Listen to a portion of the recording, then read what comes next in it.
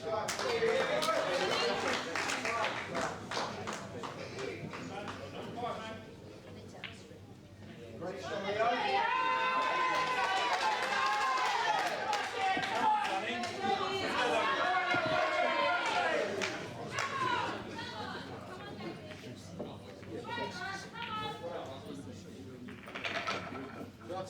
Come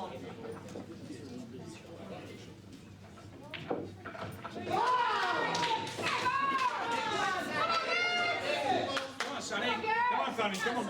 Come on, mate.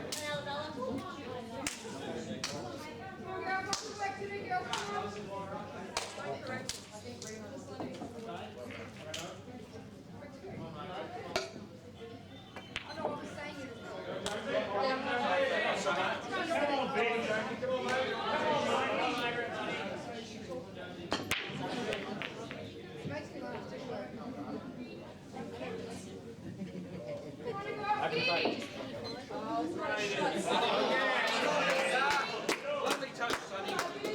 Go west. Come on, Dave.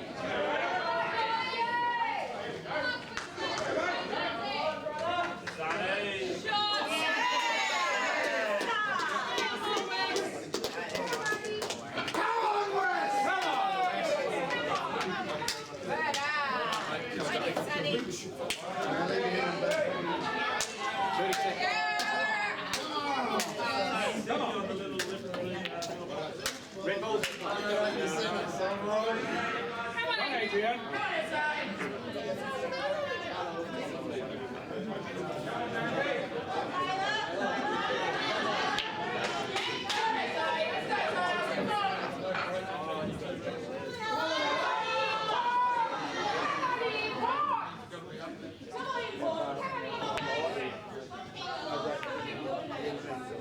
Lovely shot, Adrian.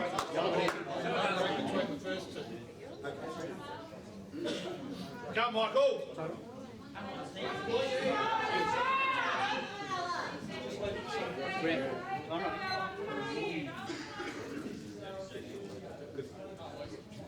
Go on, Sonny.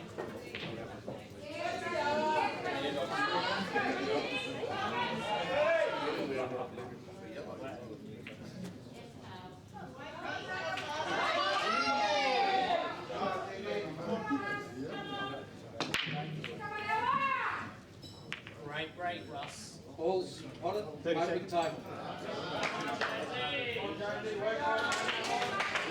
Come on, Russ. Yellow balls in play. Come on, mate. Come on, Adrian. Come on.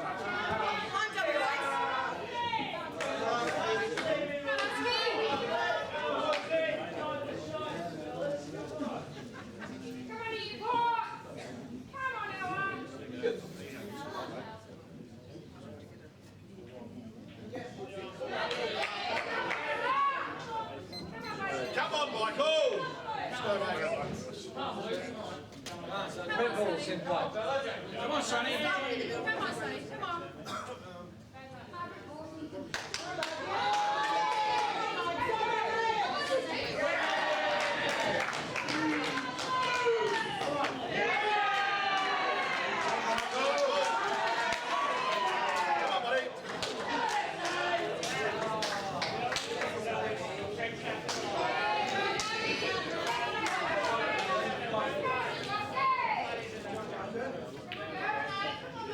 Yeah, nice shot, Sonny.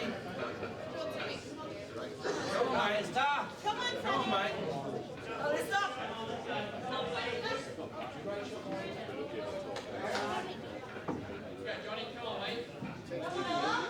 babe. 30 seconds. Come on, Michael. Let's go, buddy.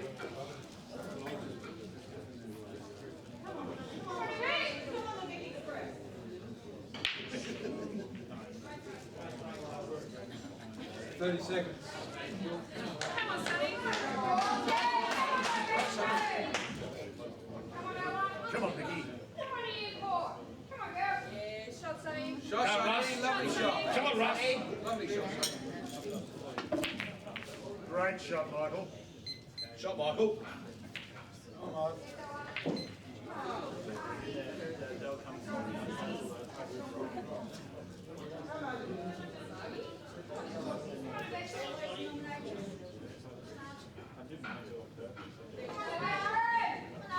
Russell. Right in, Russ. Come on, Sonny. Come on, Wes. Come on, Mr. Lister. Shot, Michael. Top end. Go on, Adrian. Come on, Husky. I'll bring you. Come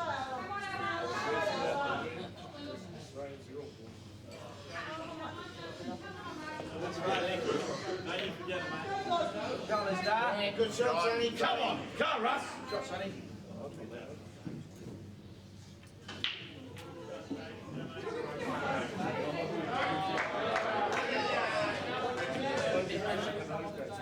Shot, Husky. Come on, Russ. Let's go.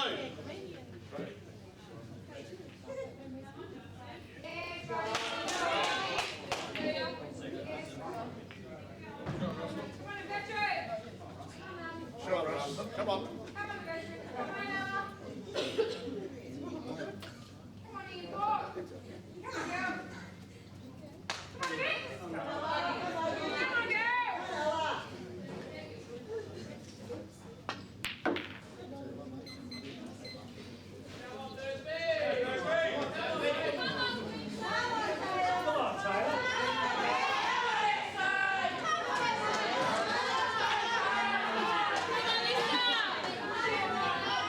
Let's go, WA. Come on, Sonny. Come on, Sonny. Come on, Husky. Let's go, WA.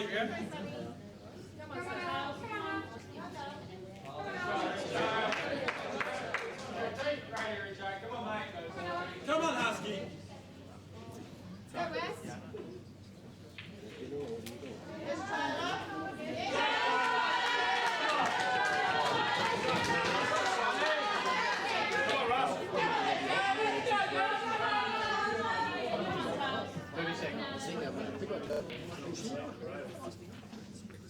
Shot, Adrian.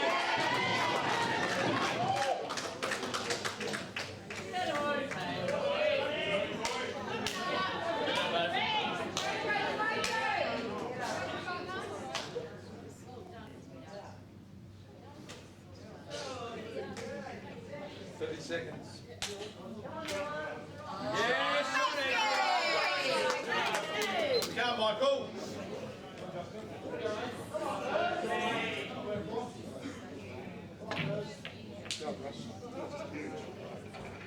Come on, Sonny. Come on, Sonny. Come on, Sonny. Let's go, WA. Yes, Michael. Come on, Adrian.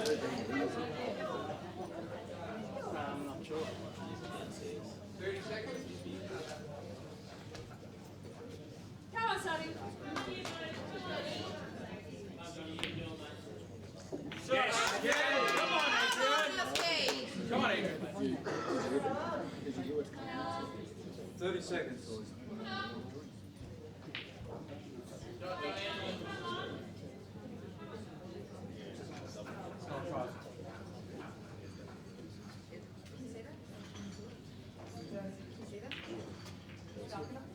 Shot, Sonny. Good, mate. Sonny. Shot, Sonny.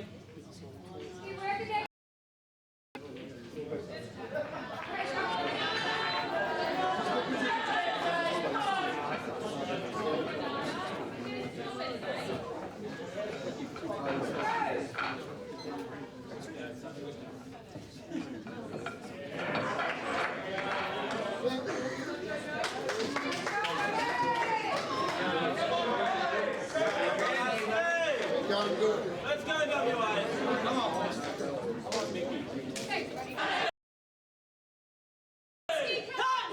Let's go, WA.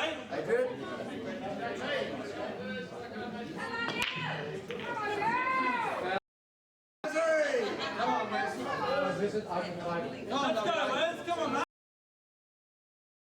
mate.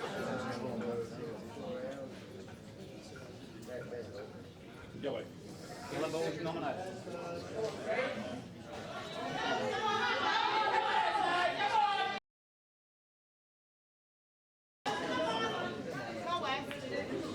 Johnny.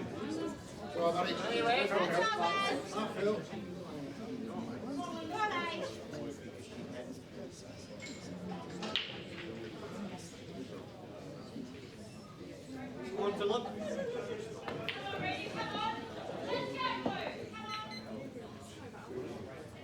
Red ball's there. Come on, mate.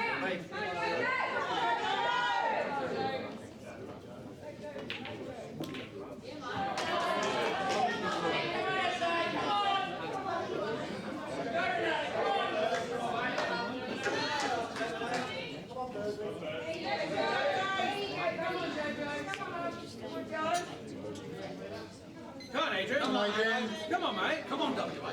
Come on, mate.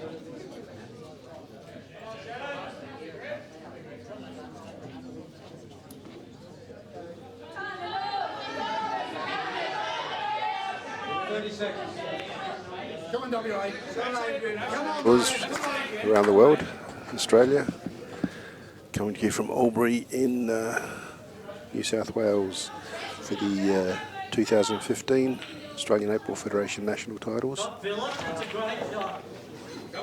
We apologise, we've been having a few technical issues, but we'll bear and keep you online as long as we possibly can. We've got a great tussle here between South Australia and Western Australia. This is the preliminary final between these two teams. South Australia went through the Masters round robin undefeated, but unfortunately they find themselves having to play in the prelim after Victoria beat them in the semi-final and went straight through to the grand final. So we've got South Australia leading 3-2 at the moment against Western Australia. This is a race to 9, and obviously a sudden death. Whoever loses tonight is out, and whoever wins plays in the grand final tomorrow. Got some great players amongst this lot, particularly in the SA side, manned by Russell Yilton and McDillahunty. Both those two gentlemen were in the 1996 World Championship winning side.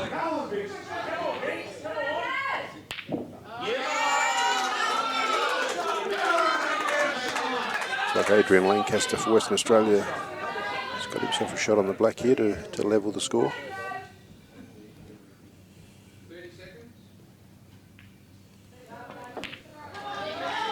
Yes, it's a good shot. Western Australia level the score at 3-all in a race to 9.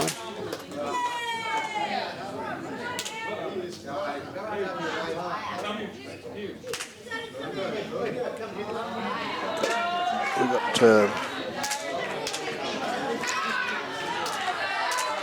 Phil Jones at the table, on the right table. Of course, Phil was a Australian champion in 2000.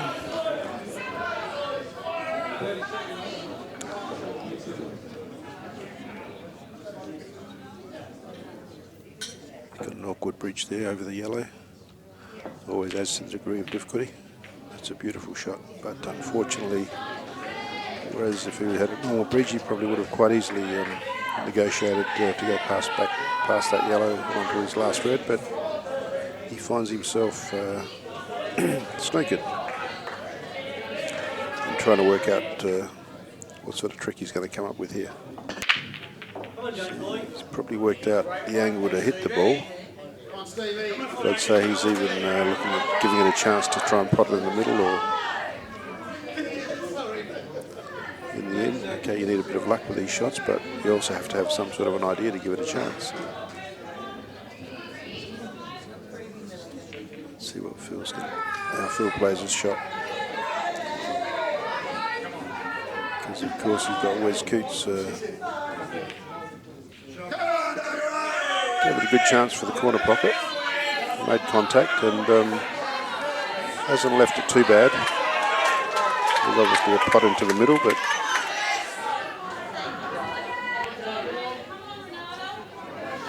he's obviously going to play a percentage shot, try and snooker, which he has achieved with snooker and promoted that ball that was on the cushion.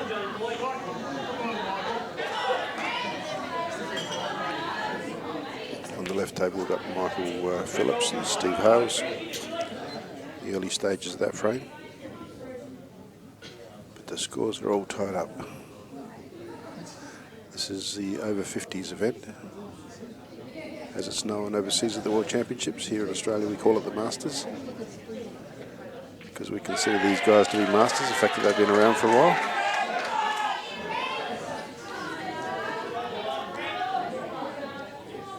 This was sponsored by Consolidated Leisure and Sport, providers of the strong cloth, Aramuth bowls, true line tables that are being used at these championships.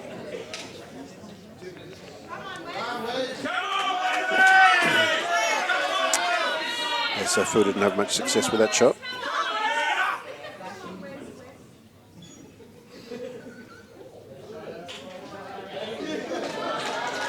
So Wes Coots, let's see how he goes. He should go near to clearing these balls with 2 shots. He's just got one ball that appears to be well and truly locked up against the cushion there near the middle pocket.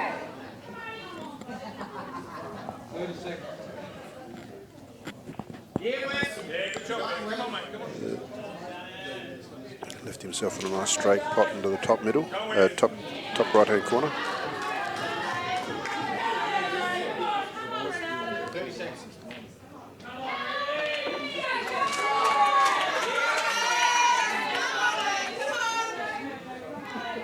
Nice pot, but left himself close to the cushion.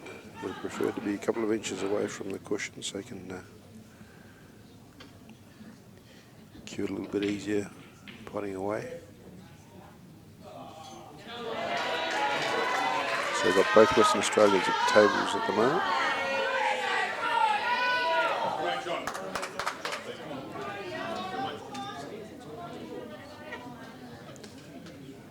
He's probably going to try and take this into the bottom right, but he's missed that pot. He's got 2 shots though. But missing that shot, he probably won't clear. No, he does. He would be able to run that yellow down the rail. Certainly goes.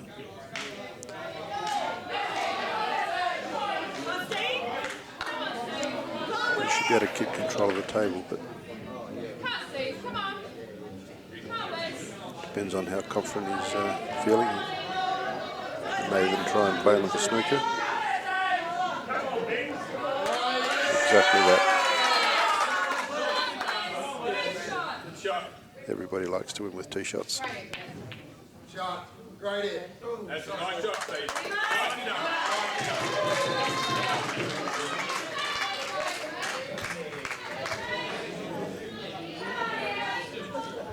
Phil's going to try and get out of the snooker.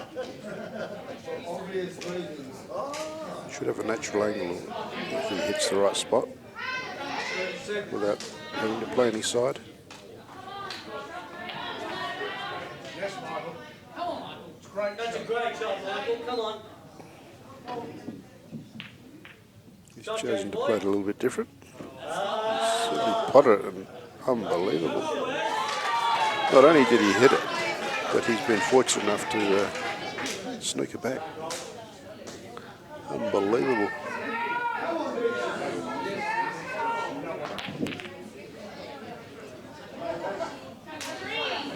Unbelievable. Wes Coots must be thinking, what's happened here? What do they say? The more shots you give your opponent, the greater the chance something could go wrong.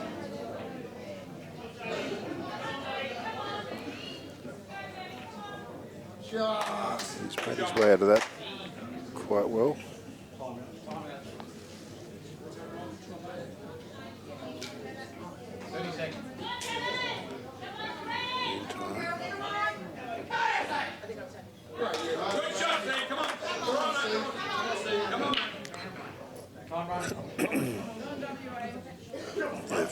Phil just asked for some time out while he was waiting for Steve Hale to have his shot.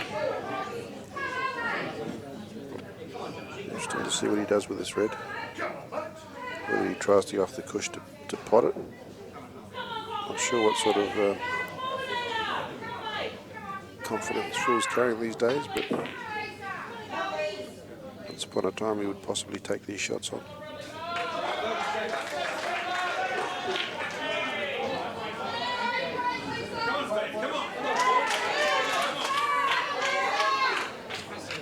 Come on, Hellmaker. Come on, Wes. Come on, Wes. Come on. It's a good attempt to cut back into the middle. Come on, Steve. Come on, mate. See how Steve Hale and Michael Phillips are going. Come on, Wes. Come on, Steve. Come on. Come on, Wes. Come on, Steve. Come on.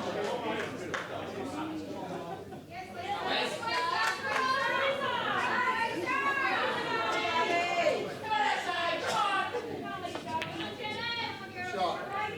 Great hit. That's a good shot. Right shot, Steve. Shot, Steve. Yeah, Michael Phillips is not going anywhere in a hurry. Although that red does seem to, there's more room between yellow and cushion on that left table than would appear on the screen. That red might even squeeze through, which would mean that Michael Phillips, if he plays it right, could actually clear the table here. What's happening on the right with Phil Jones at the table. So this match is all tied up.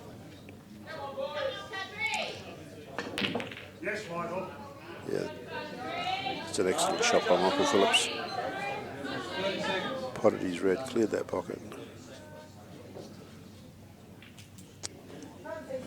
Got to do a little bit of work on the white though to get onto his last red.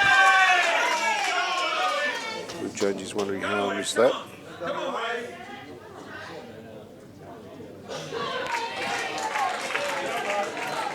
Give himself a chance. A bit dangerous, but because Michael Phillips can cut that red into the left top pocket, and of course the white could finish up potting the yellow. Let's give our attention to the right table at the moment, because Wes Coots would be thinking that he's going out here, which would give Western Australia the lead. 30 seconds. Come on, CDL! Come on, Wes. Come on. Come on, Steve. Come on, Wes. Come on, Steve.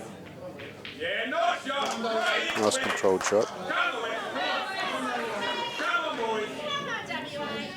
You can hit enough of that yellow to not do anything too fancy.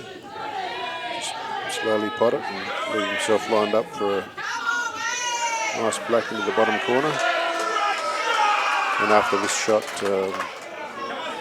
Western Australia should be leading 4-3. That's 4-3 to Western Australia, and Steve Hale would be thinking he can make that 5-3.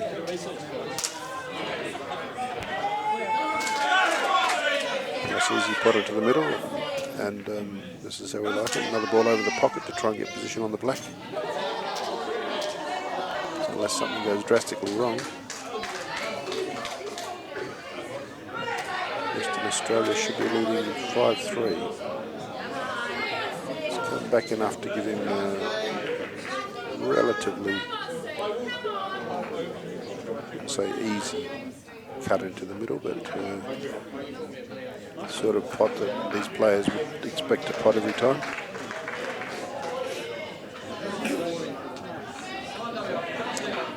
Steve Hale from Western Australia attempting to put them 5-3 ahead. And he's managed to achieve that. So South Australia would be pretty disappointed with themselves at the moment. After going through the round robin undefeated, finding themselves now looking down the barrel to a 5-3 in arrears to Western Australia in a race to 9. But there's still a few frames to play. They can, if they're good enough, they can catch up. So at the moment, the two umpires are racking up.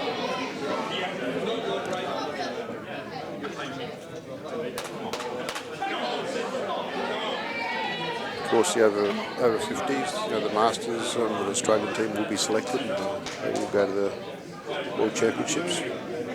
Over this last year, we've changed the format for the Masters at the World Championships. They used to only play 3 players, and it's changed to the format that we actually play here in Australia now. There'll be 5 players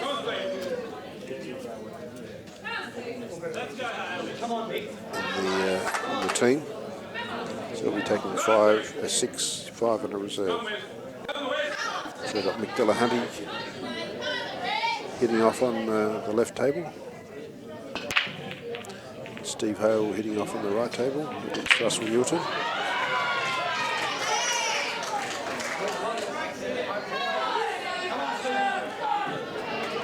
Looks like 2 dry breaks.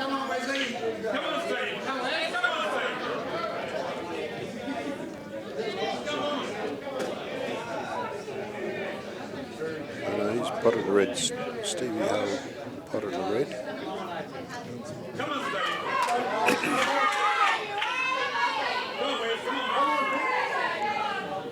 Wes Coots playing McDelahunty. These 2 frames are quite critical to South Australia. They can't afford to get any further behind. In fact, this is the time they would like to catch up. Come on.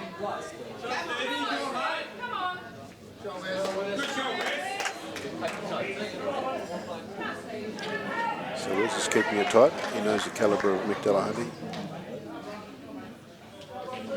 He's been around a long time. Won many a national title with the South Australian team and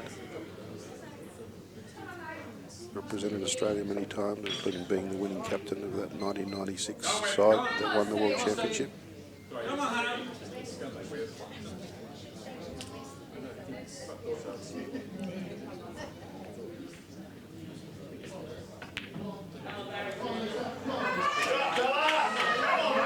So Michael's doing the business here.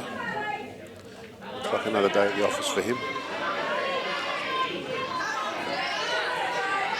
Working his way around the table, negotiating the best position for his wife's going to be. 30 seconds.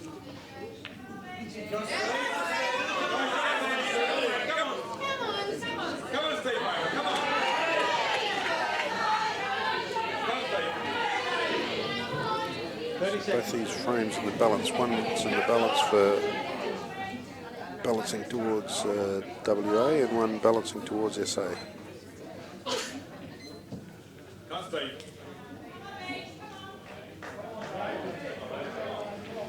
Michael runs just down the rail and gets position on that other ball up that end.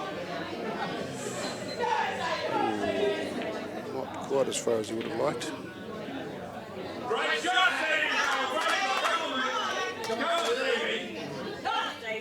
Yes, it's a very fine cut, Nick.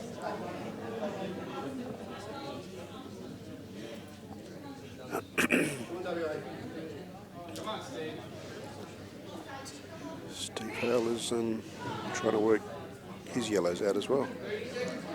He's only got 3 left.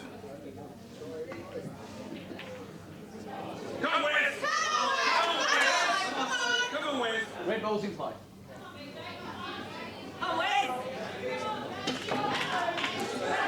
He's miscued, unfortunately.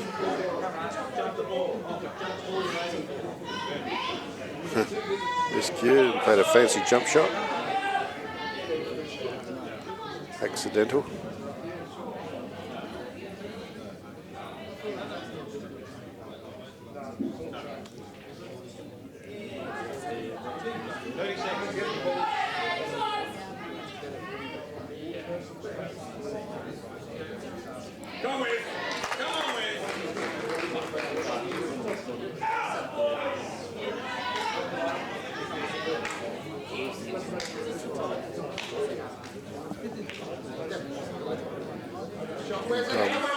Wes Coots. He's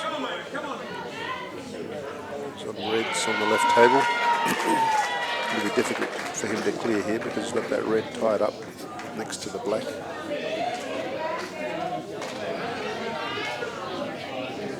Have to find a way to get get amongst possibly goes down the top right. 30 seconds. Some discussion here on the right table.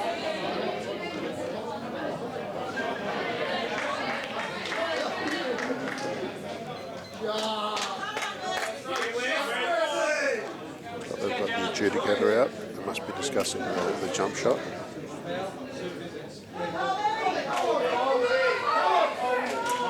I suspect Russell's got 2 shots here.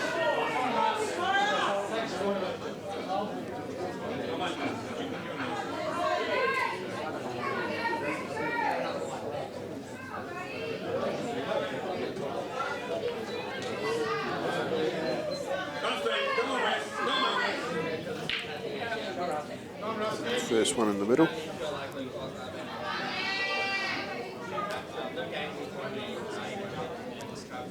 So he's got all his balls out in the open. Question on whether he can.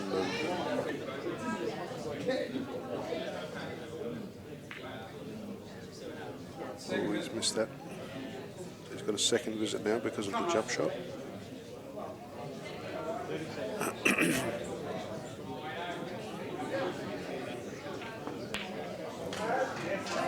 Score at the top of the screen. South Australia leading Victoria 4-1 in the women's preliminary final.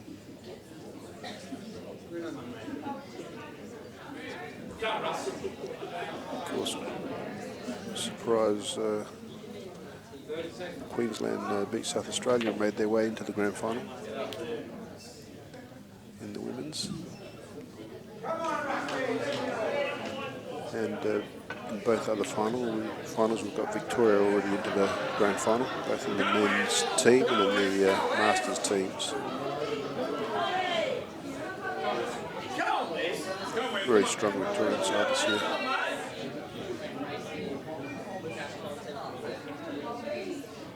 Russell's overplayed that. It's unusual for him. He's normally a beautiful touch player. Come on.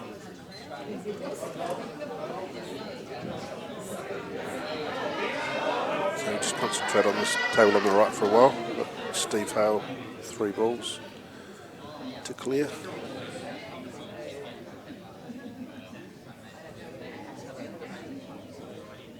He's played that nicely.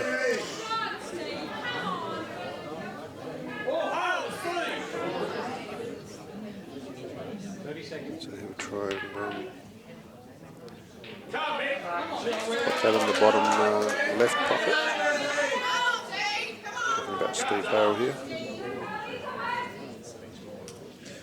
He's putting a bit of bottom to try and bring the white across to the right.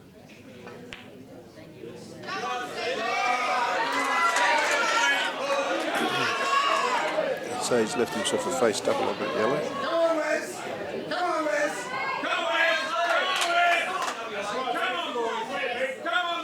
If he takes it on.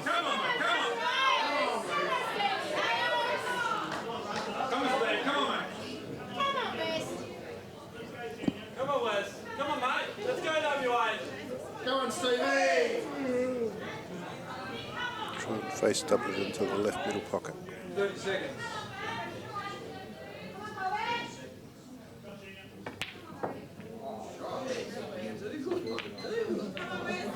That's a lovely shot. That was a great shot. Very controlled. He's left himself a long straight black to the bottom left. And that would really put Western Australia in a strong position. It'd be tough to beat from 6-3 up. I wonder if Steve's thinking about that at all.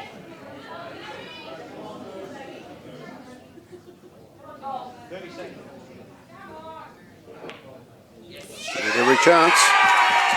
They know that was an important frame. They've gone 6-3 up, Western Australia. And the South Australians look shocked. They came into this final series undefeated. Now all of a sudden they're looking down the barrel to a 3-6 deficit in a race to 9.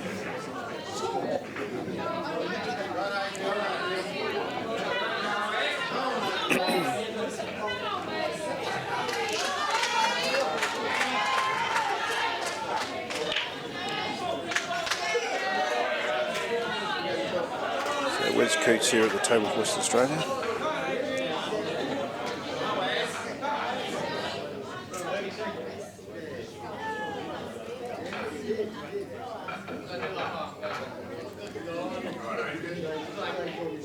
Trying to work out what he can do here.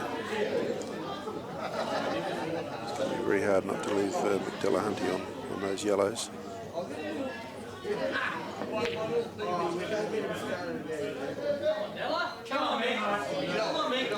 It's a good try. So I think McDelahunty should be able to take this frame and at least keep South Australia within a couple of frames. South Australia seem to be playing catch-up this evening.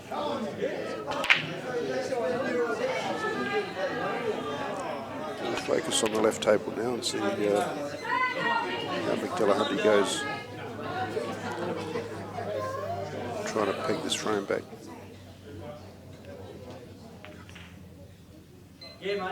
Steady, he's left a nice angle to run the yellow and back for the black. The black into the middle. Of course, you've got to make the pot. Yes, he's done that nicely. The ever reliable McDelahunty. He slides that ball into the middle pocket. Takes another frame. They stay within 2 frames. Western Australia 6, South Australia 4. It's up to Phil Jones. Phil Jones and Adrian Lancaster.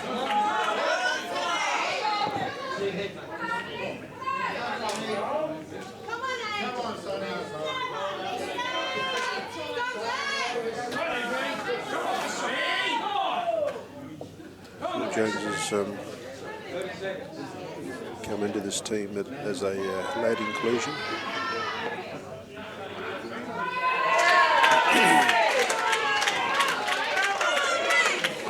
Certainly holding his own.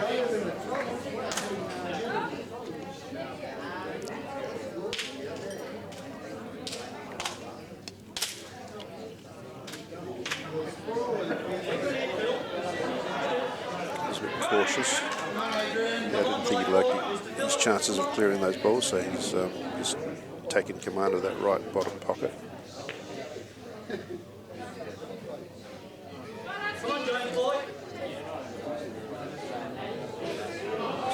Adrian Lancaster has certainly been cautious as well, just try to promote a yellow ball and take it away from the non-potting area.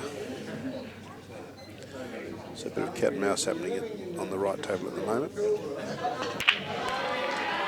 Michael Phillips has got a nice break. He's managed to get a ball off the break. Potted reds.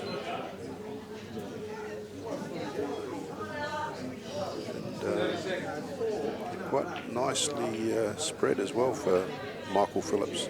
Can sort of work this closest red into the bottom right pocket. Stay on that cluster of reds to slightly pot them. I guess you've got to find your way back to that lonely red in the middle of the table at some stage. 30 seconds. Let's see how Michael does this. Quite an accomplished player, Michael Phillips.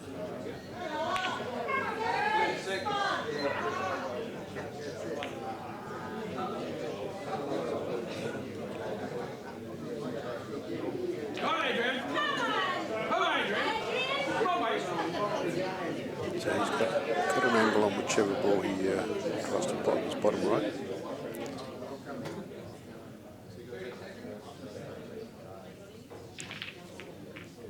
And he played the double because, oh, that's a beautiful shot. He's played the double in order to stay on,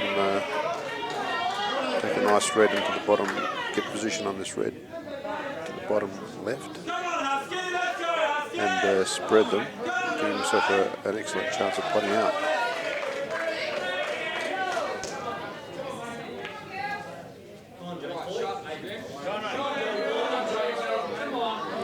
held his white in this general area where he's got most of his reds.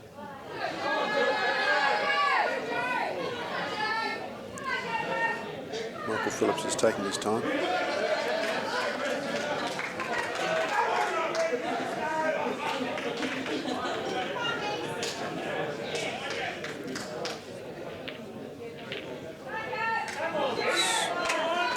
Nicely played. He's kept himself on red into the middle pocket. To the, I'd say he'll take the one to the left middle first. That way he'll be able to stun onto the red, which is at this end of the table, back in the bottom right.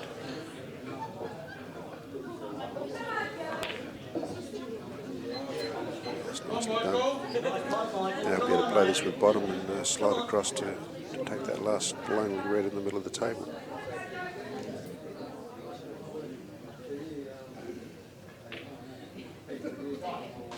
South Australia's certainly not going to lie down.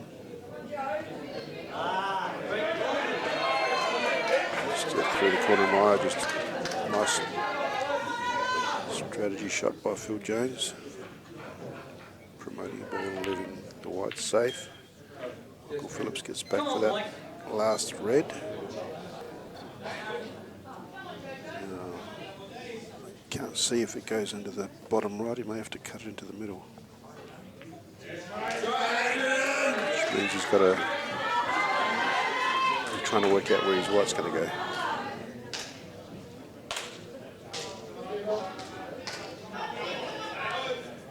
Last thing he wants now is to lose the white.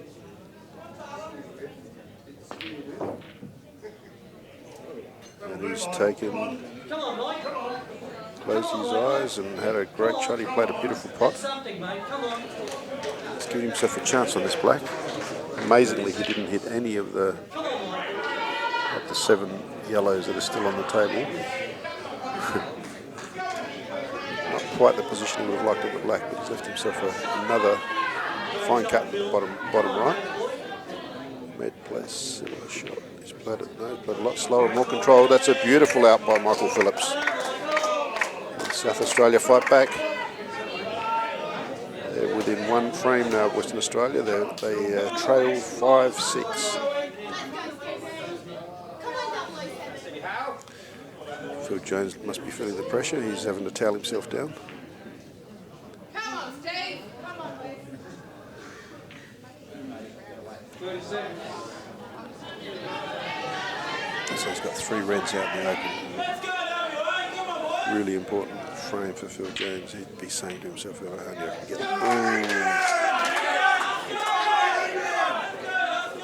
And that's what pressure does. He would have been thinking what he needed to do for his team.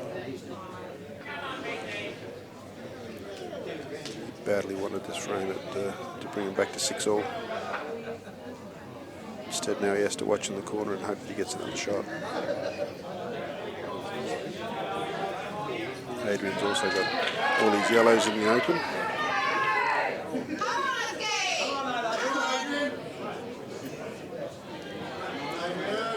Probably try and clear these balls at the bottom end of the table at the moment, bottom of the screen.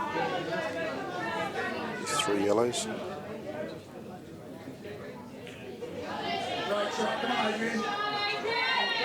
It's coming on nicely. Very nicely to continue his break on these yellows at the bottom end. So this will go on the bottom right. It's time for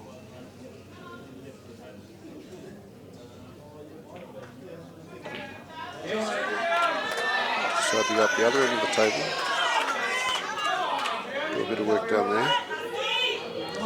Get yourself a nice straight one in the middle.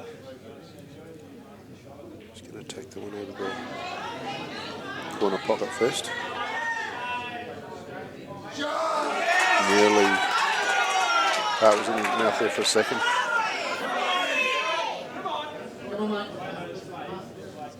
Should be able to hold his white once he pots this in the middle. He's going to play it with the top and run off the rail. Bounce off the rail and come back. Oh, trying to do too much. Of course, that's caused the error. But he's just going to play a simple punt and leave himself a not too long a shot on the last yellow. Instead, he's tried to be a little bit fancy and go around and get closer. And of course, that's what happens. He's now given the frame back to South Australia. Certainly given control back to Phil Jones here.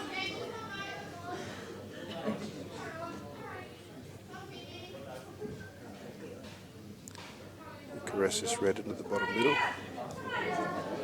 And try and leave his white off the cushion so he's got a comfortable queuing action, because he's got to negotiate that last red along the rail.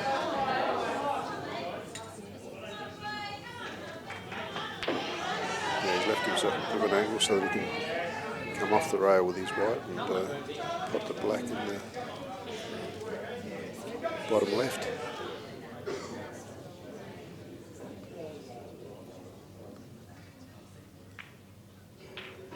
So Phil pots his black. South Australia will have won 3 frames in a row.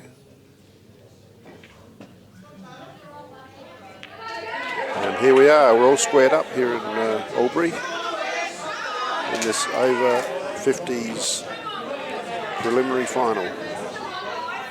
3 frames to go. 3 frames to win the match. We're only in the 12th at the moment. It's a race to 9. South Australia and Western Australia all locked up, 6-all. In the women's preliminary final, we've got South Australia leading 4-2. In the men's preliminary final, we've got Queensland leading the favourites New South Wales 5-4, because New South Wales finished top of the round robin. Their star-studded lineup. They are the defending champions.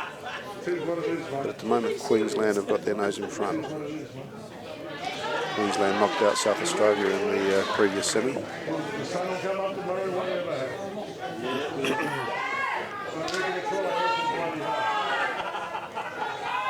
I think by the tone of that voice, it sounds like Mick Delahunty in the background, telling someone how they're. We wouldn't expect any less from South Australia. Try awfully hard.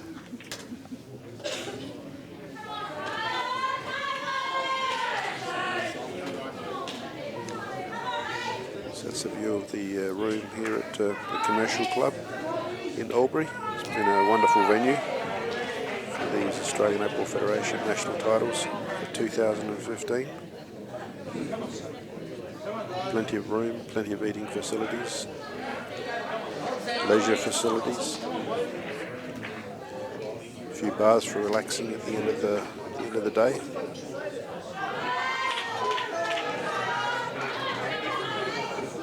Everyone you speak to has had a wonderful time these last 10 days. So just a few frames left in this over 50s match.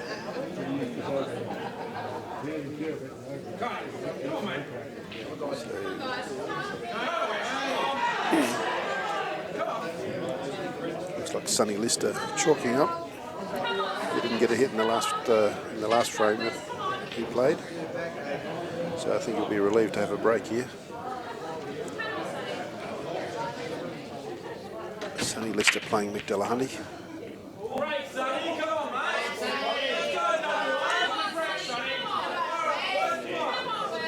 So Sonny's potted a yellow. He's got a nice spread. Interesting to see whether he stays on yellow or nominates reds. I guess it's whatever his preference would be. I would stick to yellows. Sonny's been around a long time. Yeah, I think he's nominated yellows.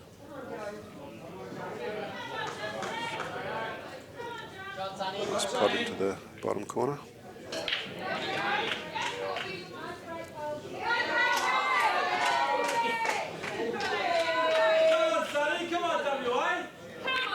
Just got those 2 balls close to the black. They're a little bit tight. One of them certainly runs down to the bottom left, and it depends on how he disturbs the other one as to whether he can. Yes, he's given that a good help, and he's brought them both out. It's an excellent shot by Sonny. He's got a fine cut on the yellow near this bottom right pocket. He'll take his white ball out, and he'll be able to negotiate the rest of the yellows. As long as he can control his white and not going off somewhere.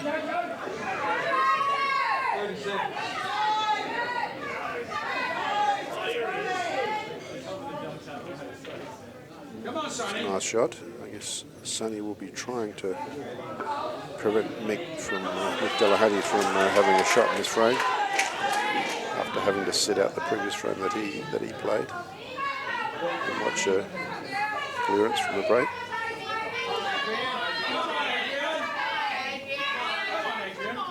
Come on, Sonny.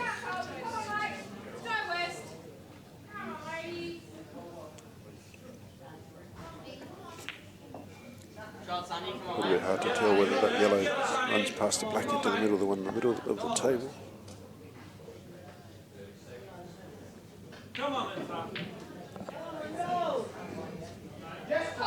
Probably runs to either top pocket, either the bottom pocket or the top pocket on the left. Shot, Sonny. Go ahead, mate. Yeah, so he certainly left himself on that yellow to pot it in this bottom left pocket. He's quite confident that it goes.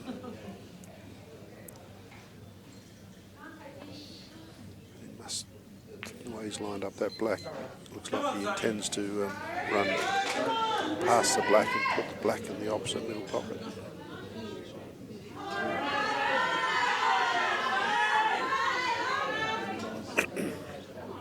So he's playing with a bit of top. 30 seconds.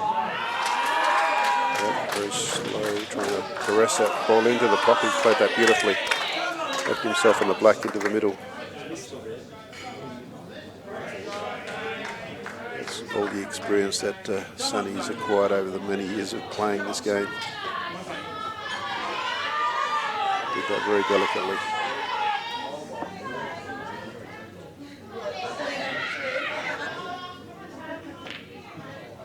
He did that beautifully. Sonny's excited. Western Australia's excited. They've hit the front. Not quite the home straight yet. They've got 2 frames to go, but they're going to lead 7-6 now.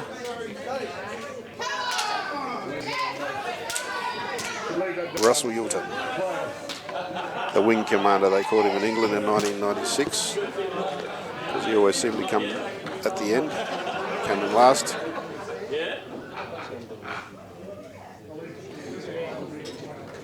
He's got a job to do here to try and peg that frame back after Sonny's cleared the table. He's doing a good job of it at the moment. He's down to 3 balls, all potable. And he's at the right end of the table with the white. Full of concentration. He knows the importance of this frame.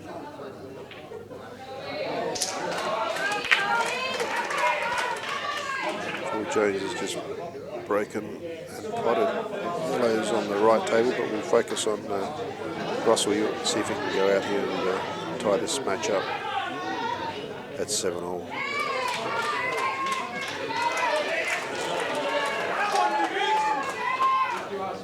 He's done that nicely.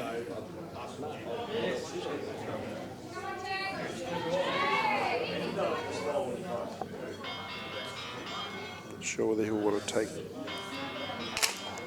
the closest red and put it into the left bottom, or take the, I don't think so.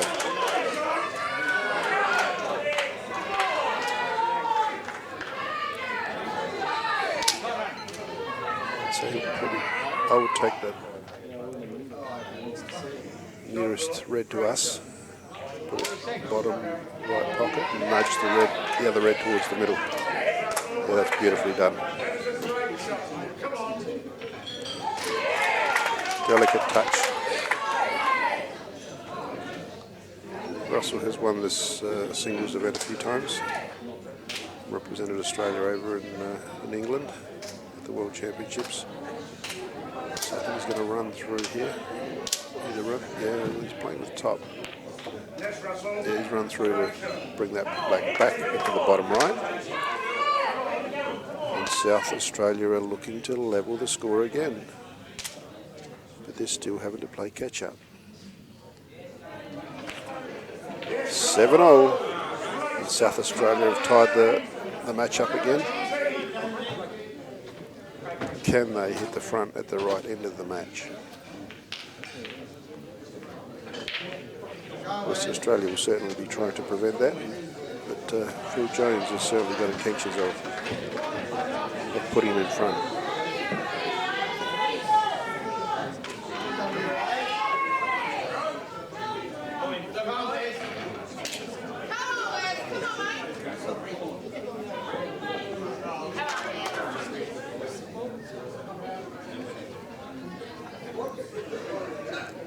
So Phil Jones still on the yellows. It didn't look like that yellow would run past. He's disappointed with that shot because that's let Steve Hale back in.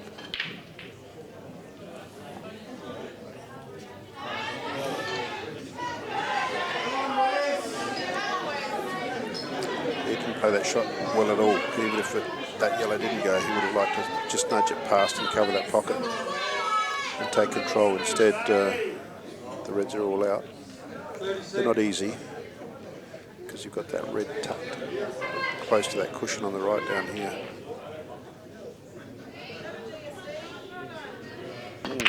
So Steve wouldn't be too happy with that, although he's got he's managed to get a safe lie.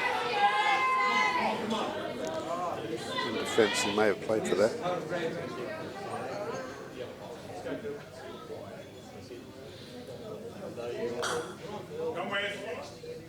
South Australia 7, Western Australia 7. In a race to 9.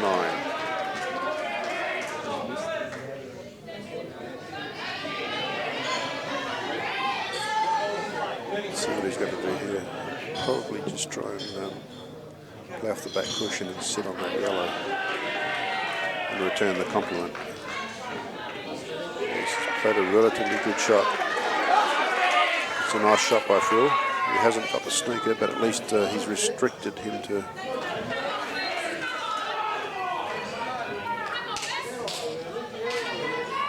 He's restricted him to the ball near the cushion and not quite full balls.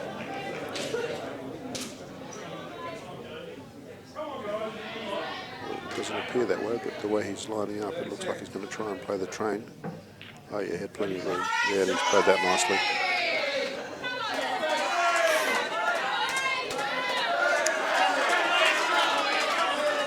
So Steve Hale, let's see what he can do here for Western Australia.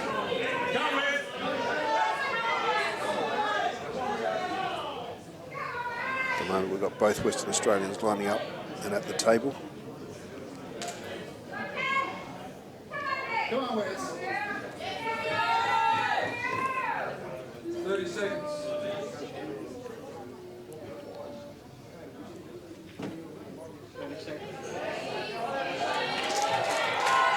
Going through his difficult ball now.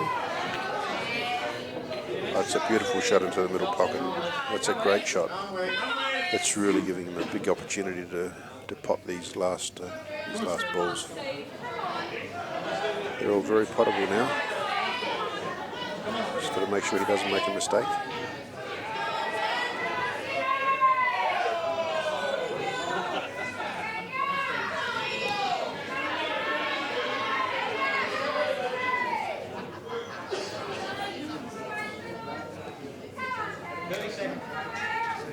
So he's obviously called timeout.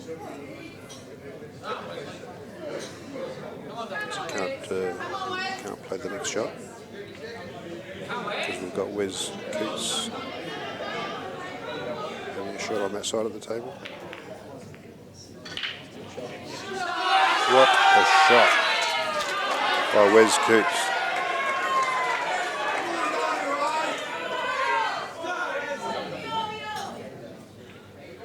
That's amazing. I'm not sure whether he played for it, but it certainly turned out. So we've got Wes Coots. He could clean this frame up. And we've got Steve Hale with a chance of winning his frame, which, if that happens, it's goodbye to South Australia. We've got, that's a shot into the middle. I think he's sent that ball a little bit too far away from that red to pot it. His white's probably going to cannon into the black. If he plays it delicately enough and pots the red, he could promote the black to the bottom left pocket. But everything's got to go right. Both Western Australians at the moment try to win this match. They've got control of the table. Will they give it back to South Australia? Wes Coots lining up, and he's missed.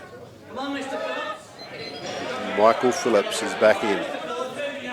You would think that Michael Phillips should not give Wes Coots another clean shot, but we'll see. In the meantime, Steve Hale is still battling away here. That didn't fall, but that's given him some control with those two balls, two yellow balls not going anywhere in a hurry in that top left part of the table. So this match is very delicately poised now. And in the balance of advantage, I would say it is very much in the balance. Just a glimpse of the score in the men's teams. Queensland stuck out to a 2-frame lead. It's 7-5. Come on, Coots.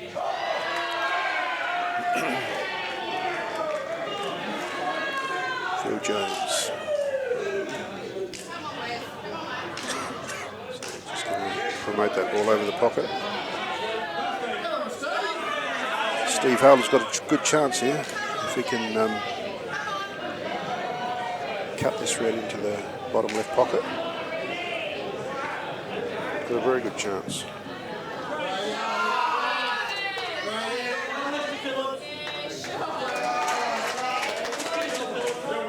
In the meantime, Wes Coots is battling away on the left table after Michael Phillips laid a stick on him. Concentrate on Steve Hale. He played a nice shot. He's potted that ball. Giving himself every chance now.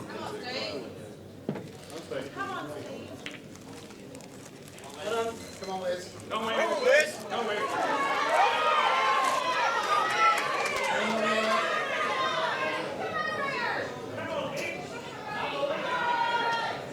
Steve Hale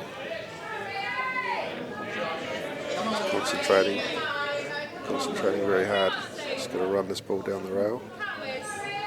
He's got a ball over the pocket at the other end to negotiate to come around and pot the black anywhere. He'll have a choice of 5 pockets to get position on. 4 pockets. I didn't see the yellow down here in the bottom right.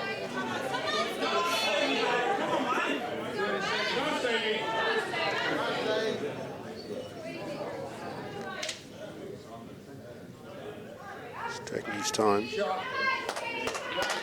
Runs it down. Will he hold his white? Will he control his white? Let's see. Come on, Dave. Come on. He's got part of the ball hidden behind the cushion. So he's got part of that red to play with to get his position. Come on, 007. You would think it's elementary stuff for these guys, but you never know what might happen. So we can't see how he's queuing up. Probably just playing through the middle of the ball. He's come around. He's come around. Got a lovely straight position into the bottom left. This is to put Western Australia one frame up. They're looking for an 8-7 lead from this shot. While Michael Phillips has still got a battle on his hands to save South Australia on the other table.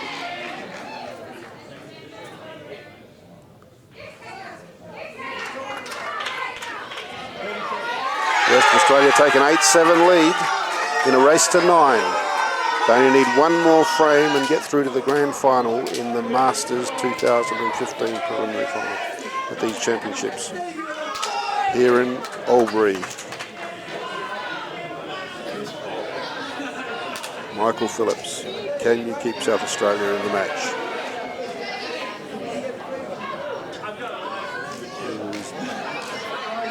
He's looking at a plant here where you can put yellow onto yellow and to the bottom right. Yes, he's played that nicely.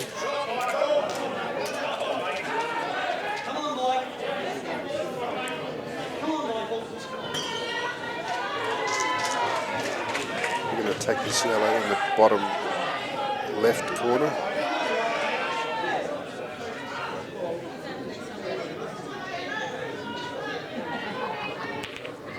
He's broken those two balls. And now it's getting tight. Each shot increasing the degree of difficulty. Will he try and find somewhere to hide up the other end of the table? Will he take on this yellow closest to the bottom cushion? Send his white back up the table.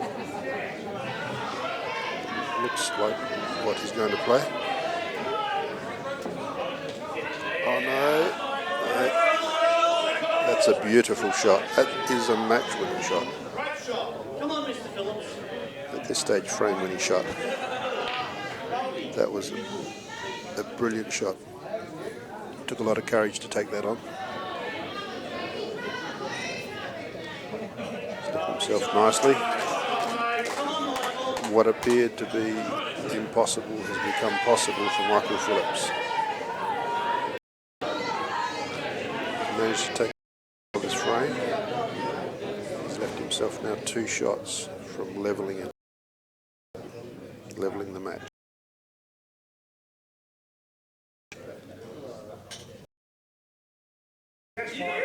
So a straight black into the middle, and South Australia will level the score at 8 frames all. Takes a breather, down over the shot, and there it is. South Australia 8-all. South Australia 8, Western Australia 8, this preliminary Masters final. They are playing for a spot in the grand final. One final frame to go. No, this is all tied. So yes, of course, I'm looking for that 9th frame to come up, but it's all tied up, and they've got to go into a tie break. They'll be playing.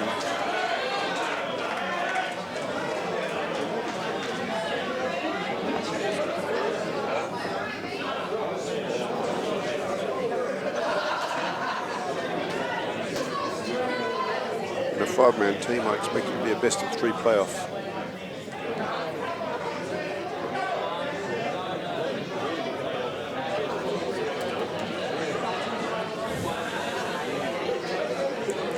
We're trying to work out whether it's a best-of-3 or a best-of-5 playoff. Is that right?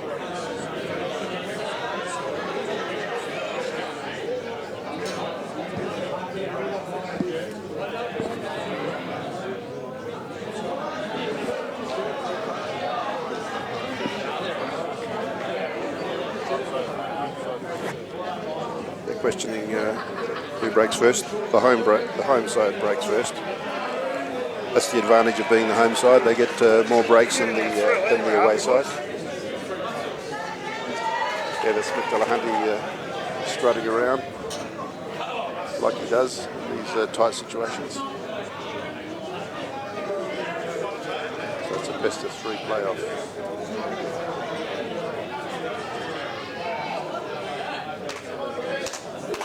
South Australia will break first.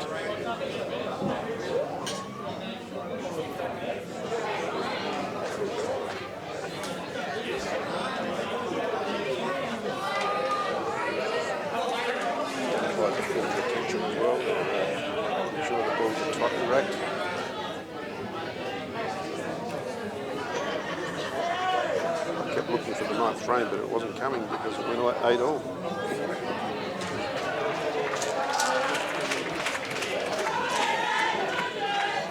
Best of 3 playoff, South Australia versus Western Australia. Also major sponsors here is Pennsylvania Leisure Sport, provided the scores, Lockheed, Aramis Balls, also the Truebone Tables. A wonderful relationship with the Outlaw family over many years, in excess of 20 years.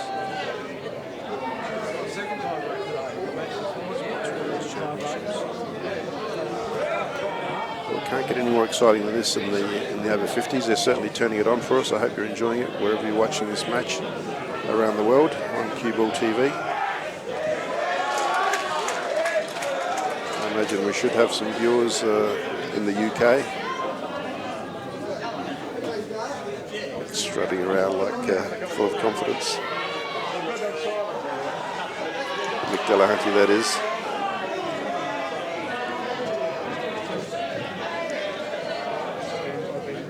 Very good morning to anybody watching it in the UK or in Europe.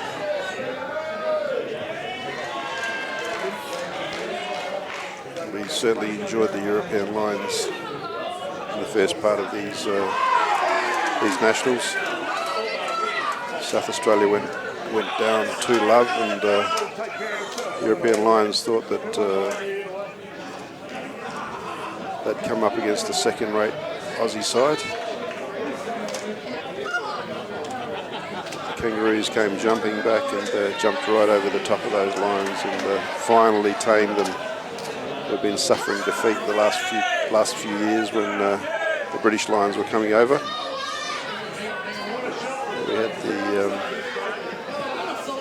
We enjoyed the British Lions over twice in the last 4 years, and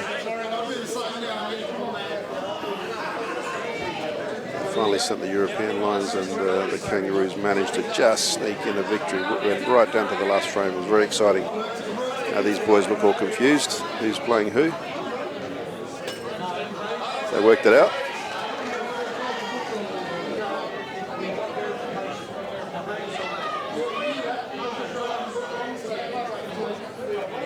I think they're disputing who's got a break, but my understanding is that the home side will get the extra break. That is, if it goes to 3 frames.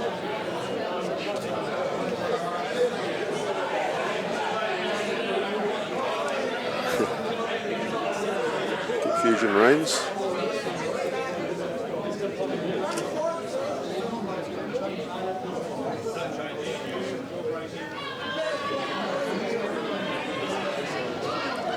All they've got to do is walk up to the top table and get it rolling, but they've worked it out. They've come to an agreement. Russell Yulton's about to break the balls. On the right table, and Sonny Lister on the left.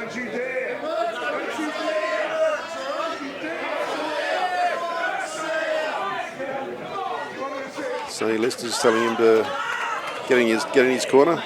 You all think it's a boxing match. So Russell's leading the way this time instead of being wing commander. Fortunately, I think he's walking away a little bit dejected because he's hit a dry break. But the same's happened on the other table, on the left table, and Mick Delahunty is lining up all of a sudden after a Sonny Lister break. Just about looked like very similar breaks. See who can take early advantage here.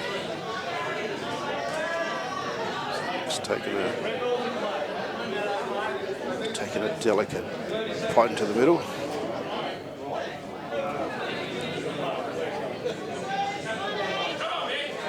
Delahunty, of course, on the left table. 2 old stalwarts. They've had many a battle over the years. And this one is just as important as any of them. Playing for a spot in the grand final. South Australia be bitterly disappointed if they don't win this. After being undefeated in the round robin, finishing top. And now having to battle a playoff in the preliminary final just to make the grand final.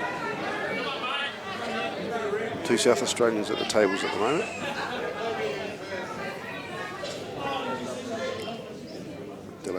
reaching over. Doesn't. He really needs a bridge. Being so tall and with good reach. If you're counting balls, you've only got 3 balls left. But how does he negotiate the last 2? Might want to try and get into the middle of that pack. Or he's just going to... Oh no, that's a great shot to give himself a chance. That red goes into the middle. He's just going to follow through slightly and rest on the black and bring the red back into the bottom right. Mick loves these situations. Played many a time in these pressure pack matches.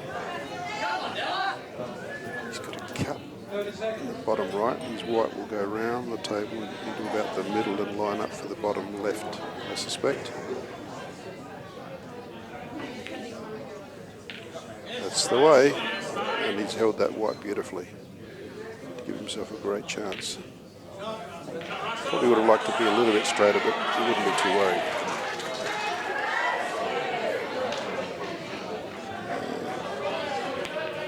Mick Delahunty strikes first blood for South Australia in the playoff. South Australia 1-0. Sonny Lister dry broke, and Mick Delahunty just came in and cleaned up. High fives all round for Mick Delahunty. Russell Yilton, who dry broke, at least he's back at the table. He's got his work cut out here.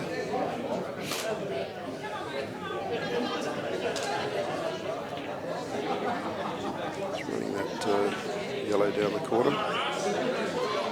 Got a yellow into the top right.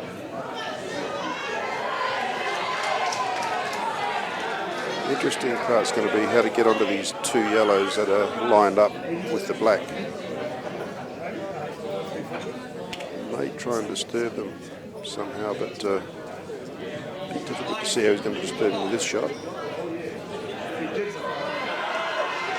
may play the shot with deep screw to try and come back off this left side cushion onto the back cushion and get to the bottom side of the table. I think that's what he's lining up for. Not much action though. Would like to be a bit more distant. Philip, smart, mate. The old Phil Jones, mate. Come on. He's too close to these yellows to do much with them. Final game of an And he's not on the other yellow either.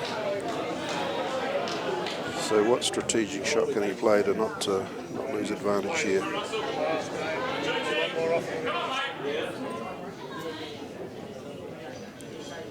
Delahunty's strutting around. I'd be proud of his last frame.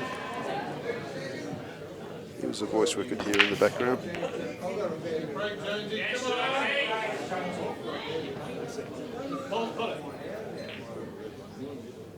He just tried to send the black safe to make it difficult for Adrian to clear here. Adrian Lancaster.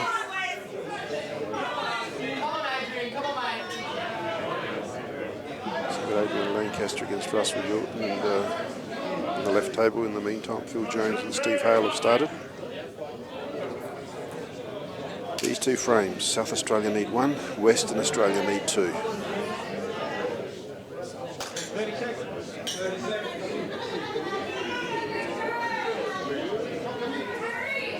Let's take the ball over the middle first.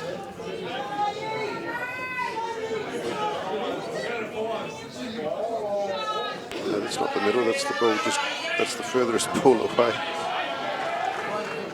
Didn't quite get that one right. So it's Russell looking at here. I guess he's looking for a long pot.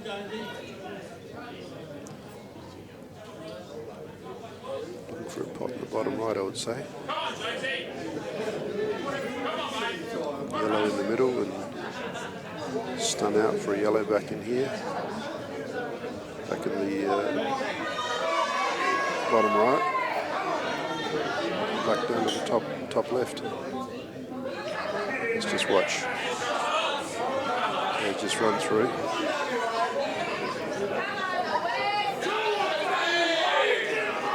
So does he go yellow into the middle past that red?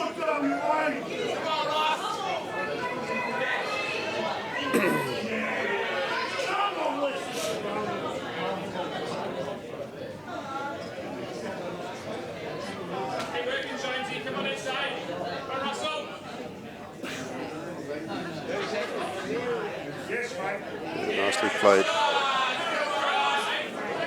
Let's put that red safe as well, which gives him a little bit of insurance. He's going to take the yellow in the middle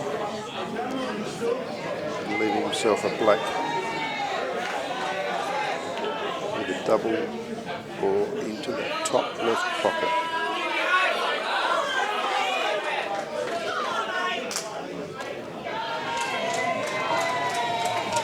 Just looking at the double. That would be a great way to finish off. Yeah, he's left himself nicely for the double, really squeezed past the red. Ooh, must be closer to that red than what I think. Just having to get down to have a look at it. Don't think he likes it, otherwise he'd be lining up already for that double on the black.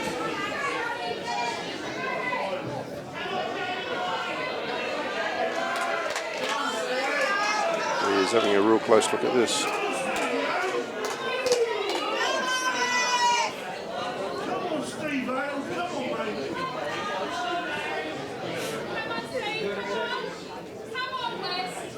Very tight and tense now. Is he going to have a crack? How is he going to play this?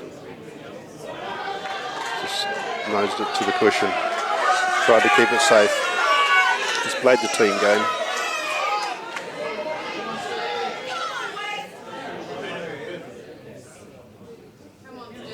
Yeah, so this match is very much back in the balance.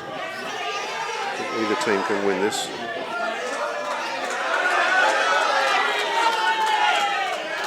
There we go, we've got a snooker on Russell now. Not easy either. Does he play a deliberate foul somewhere and make him waste the first shot? Or does he try and get out of it? South Australia lead this tiebreaker 1-0 in case you've just joined us. It was 8-all at the end of the match, at the end of the normal 16 frames.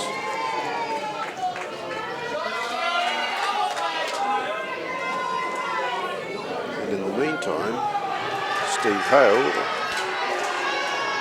Russell's just missed just by a couple of inches. So now Adrian is going to try and negotiate these 6 reds and the black with 2 shots to level the score. But in the meantime, Steve Hale has got a possible pot out here, which if they both win these frames, South Australia will go from leading 1-0 to losing the match, because we are in the tiebreak. Very tense here at the Commercial Club in Albury. Currently viewing the Masters team preliminary final. Being very purposeful. 2 shots.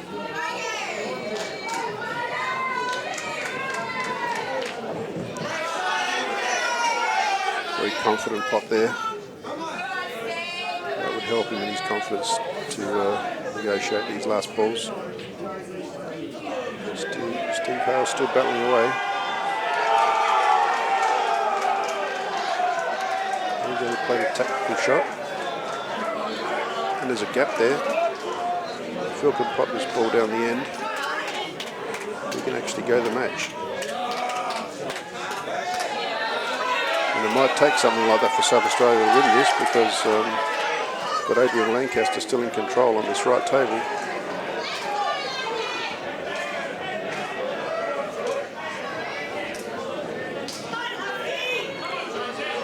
Phil Jones, the Jones boy, they call him.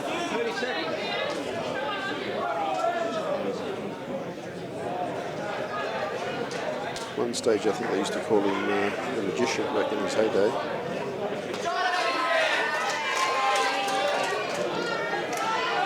And of course, your heyday never finishes at this game because you can play to a very mature age.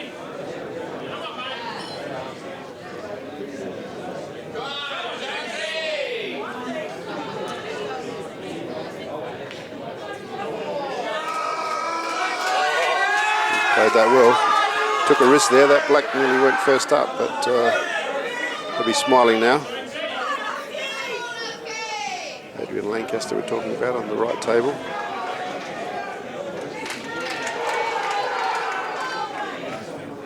Russell, you'll be wondering if he's going to get another shot.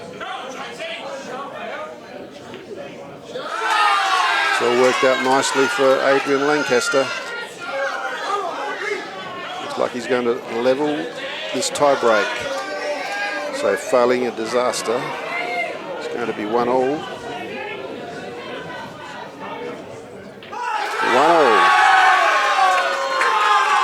Western Australia 1, South Australia 1.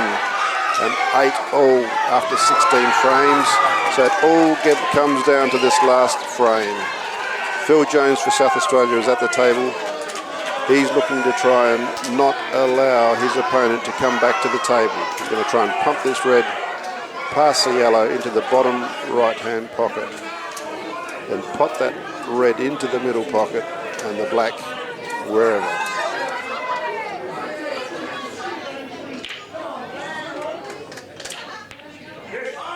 Didn't quite pump it, but he achieved the result he wanted. Is he going to go the middle or the end? Phil Jones.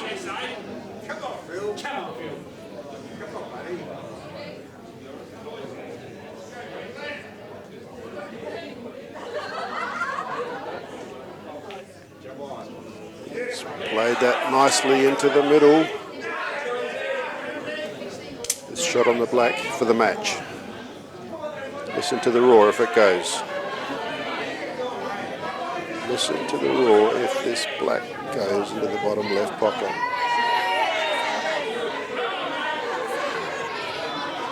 I think I can see a few nerves there. There he's gotten up from the table. Let's see the tension.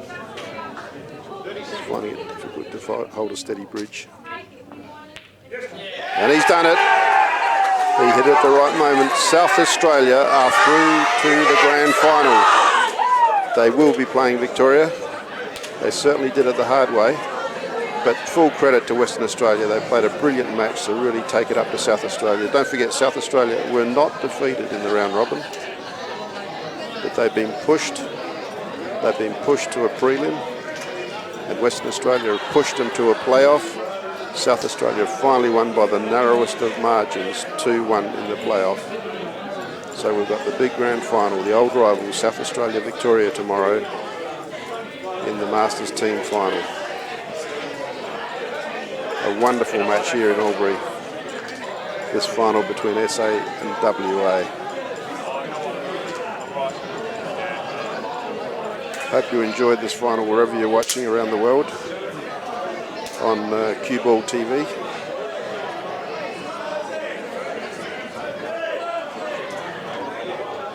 Of course, Consolidated Leisure and Sports, our major sponsors, helping us to be able to achieve this wonderful promotion of our game and bringing you live streaming around the world. On Cue Ball TV and AEBF live stream. Yes, now we can ponder over what could have been. But South Australia through to the grand final against Victoria. And that's it from me from Albury. Until tomorrow when we come back for grand final day. In the meantime, you can see that it's exciting matches. South Australia, Victoria in the women's 6-all. New South Wales and Queensland the men's 8-all. And I believe that we're going to be moving to the women's preliminary final.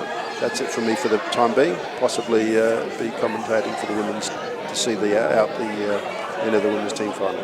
Thank you.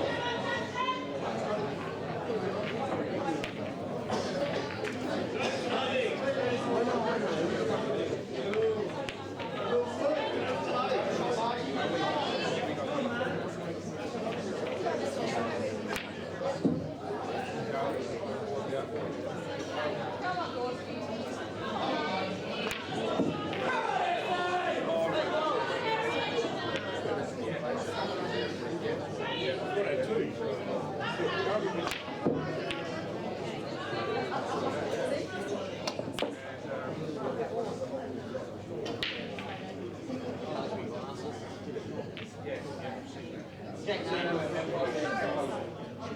you think caught him?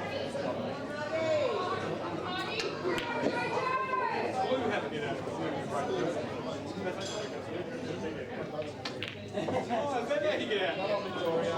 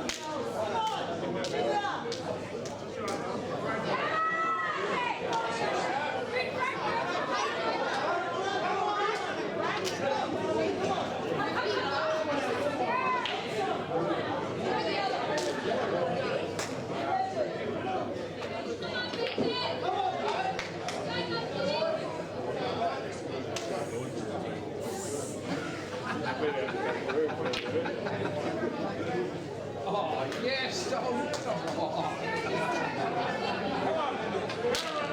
didn't screw back.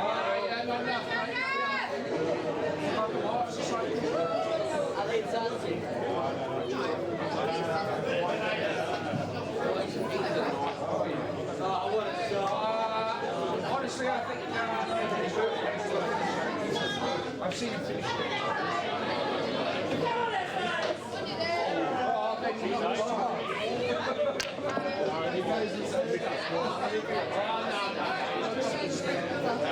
You get the run? I'm never going to actually, you know, actually snooze himself.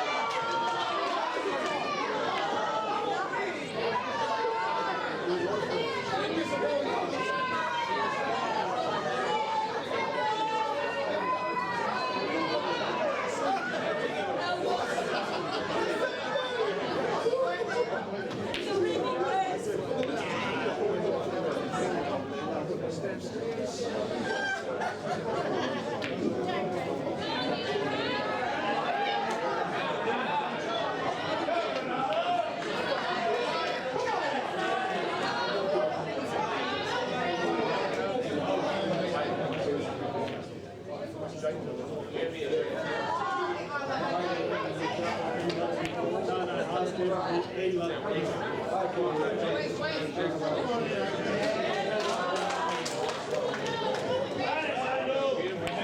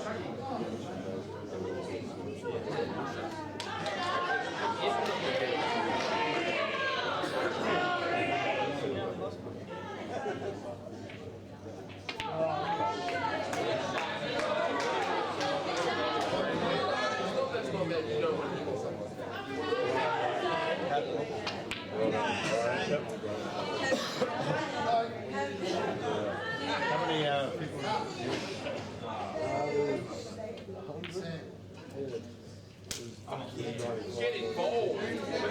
Get involved.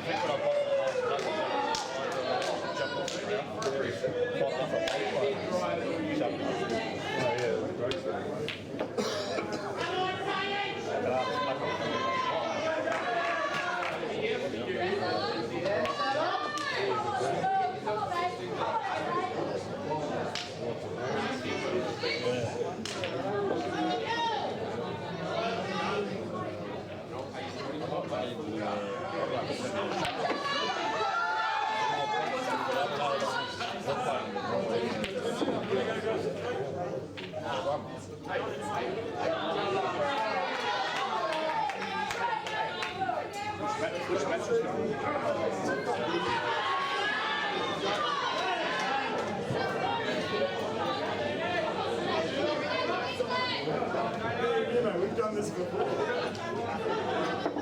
We've done this before. Me and you have done this before.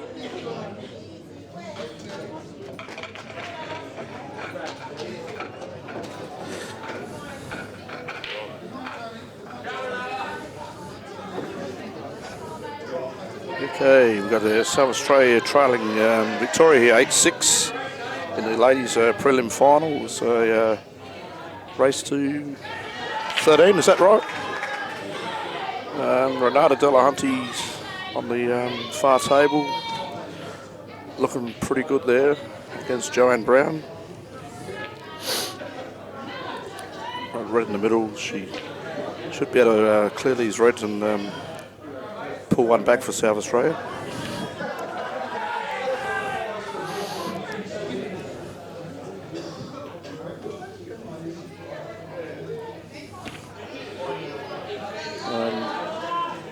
Close table here, we've got Lyndall Element versus Lyndall Morford.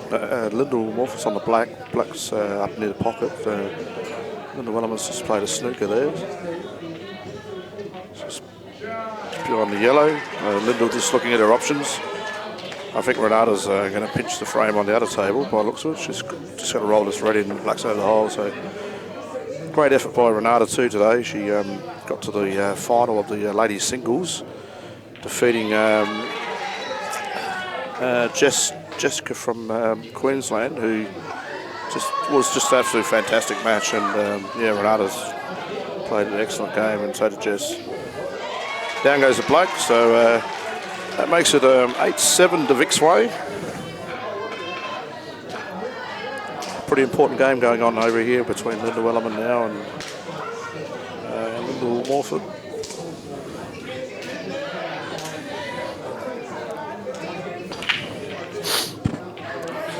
Lyndall just spotted that yellow, Lyndall Element that is, from Victoria, just spotted that yellow in the middle.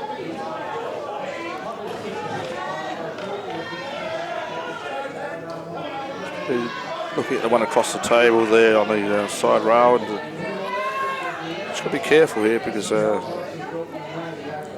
Lyndall Morford's got the black sitting right over the pocket, so she's in a good position. Well, she's jawed that. She's got one shot to go. She's probably going to look for a snooker, I'd say. Try and keep Lyndall off that black.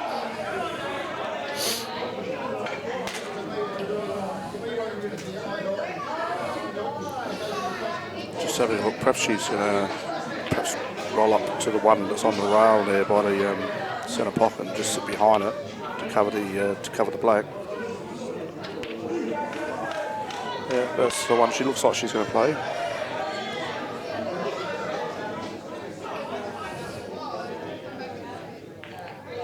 Yeah, that's a good shot. She's actually bumped it off the rail there, so if she gets an opportunity, she can probably pop that ball into the centre pocket. That was a really good shot there by Linda Wellerman.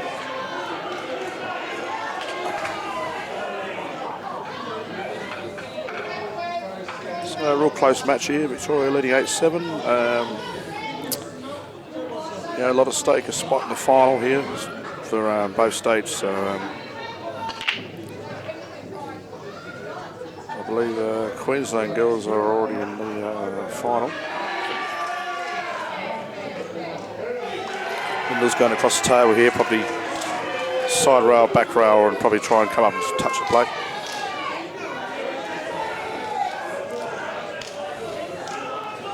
That's a good shot by Lyndall. She's, yeah, really good shot. She's made contact there with the black, so, and kept it in front of the hole. Linda Wellerman under a bit of pressure here. She's got the yellow over the pocket down the bottom as a starting ball, so I'd say she'd take that one first.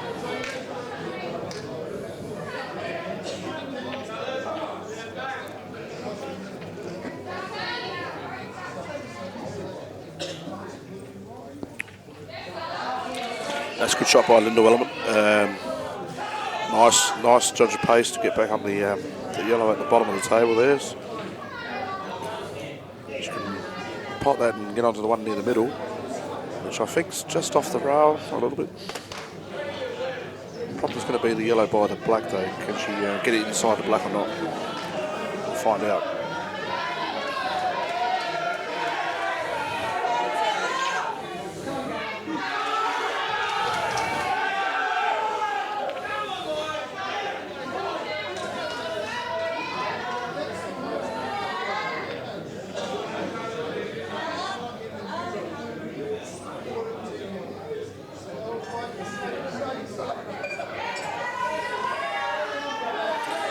Taking her time here, just making sure that she gets the right angle to get onto that yellow by the middle.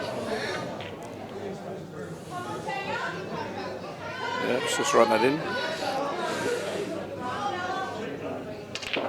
Oh, she's got the option of playing the yellow not up the rail, off the black. She may, yeah, that's all. I think that's what she's looking at. She's going to play the yellow, apply the centre pocket down off the black to hopefully pop the yellow and clear the black out of the way to make the yellow available for that hole.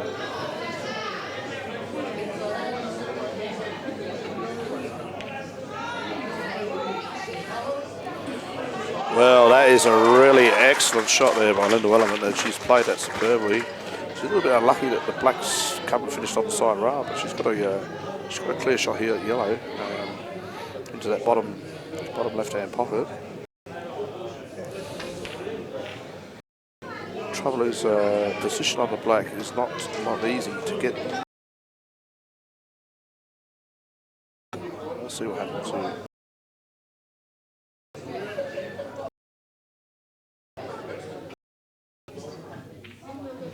Oh, that's down, and she's actually played that quite well. She's come around and has a shot at the black. These shots are tough, like along the rail, cutting it along the cushion. You know, it's a tough shot, you know, under pressure with the scoreboard, but she's a great player, Linda Wellerman. I'm sure she'll give this a big shake.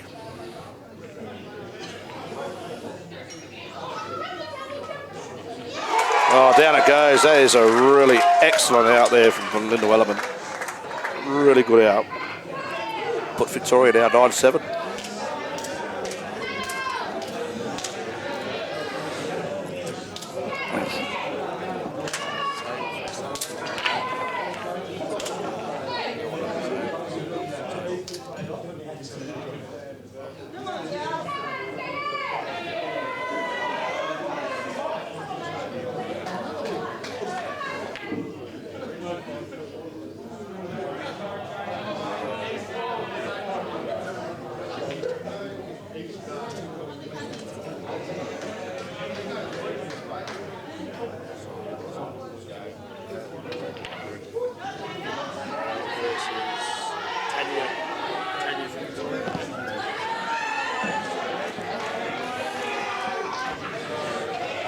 So now Victoria leading 9-7. We'll swap over to the other table. We've got Gail from South Australia versus Tanya from Victoria.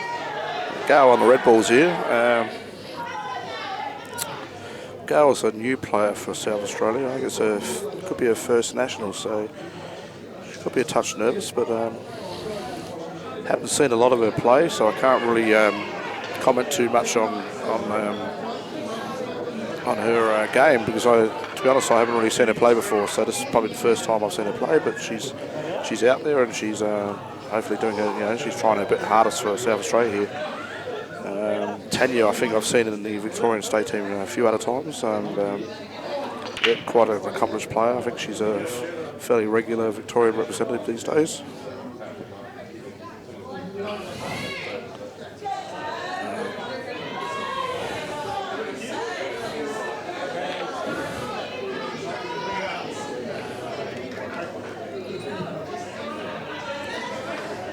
Tanya's played that yellow down to the bottom pocket. Not a bad shot, she's put it in the hole, but just giving Gail a slight chance here. She's got a red into the middle.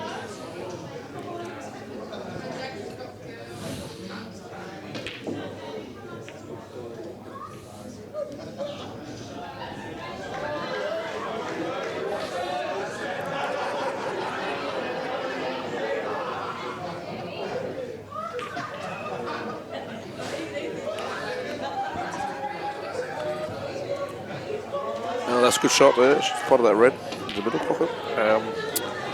Two reds tied up on that side of the table.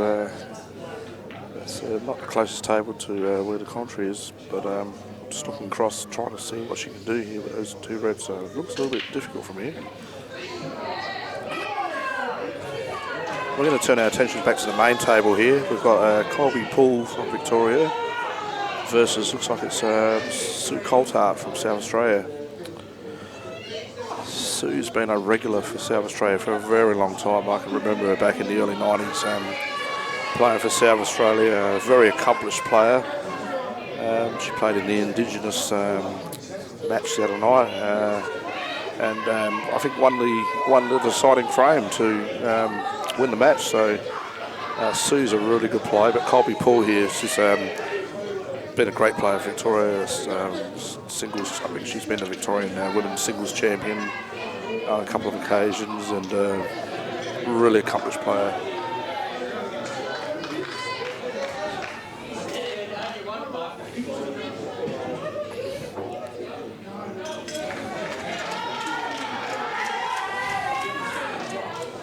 Colby just assessing her options here.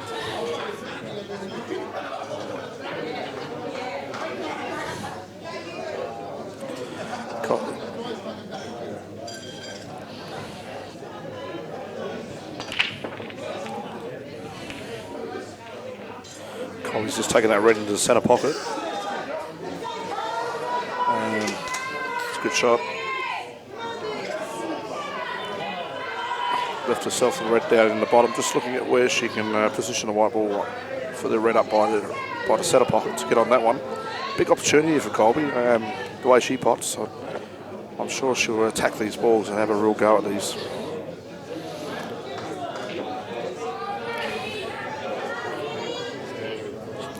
She's potted that, but she hasn't quite hit it hard enough. She wanted to be further up the table than that.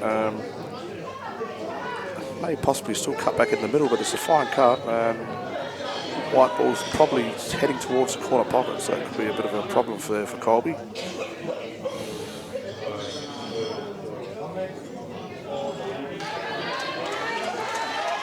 Colby just weighing up options here. A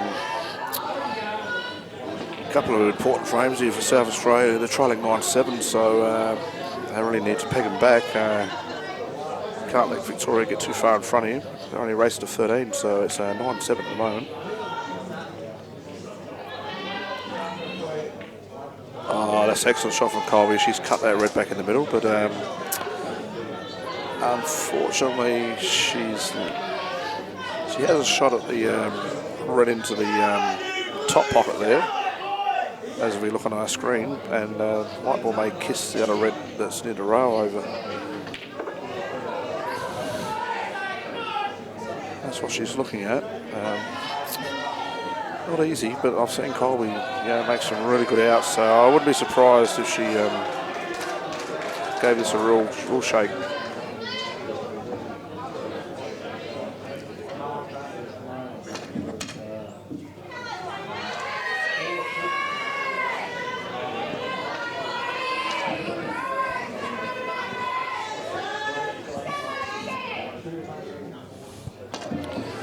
Just having a look at the cutting angle. When you're cutting the ball back, there's a blind cut. Sometimes that's just weighing up the potting angle can be a little bit difficult. So she's just making sure here. Yeah, that's a good shot. As I said, she's got that. She's played that really well. Actually, she's knocked that red down near the bottom pocket. So she's given herself an opportunity here. This is a really big finish here from Colby Poole.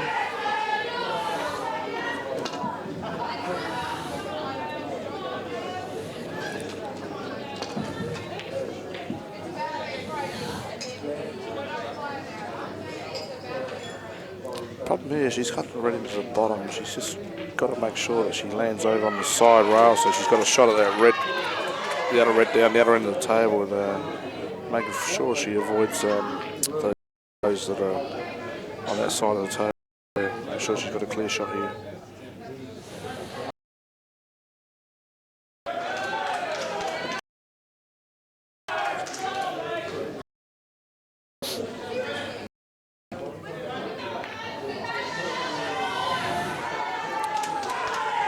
I've looked across on the other table at the moment there, and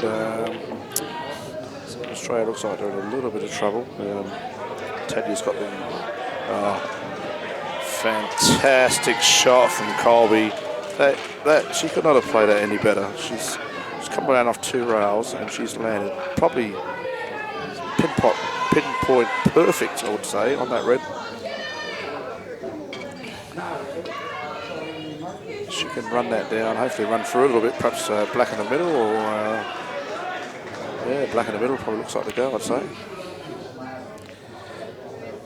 No, still got to make the red up the rail. But this has been an amazing out from Colby. She's played this really well.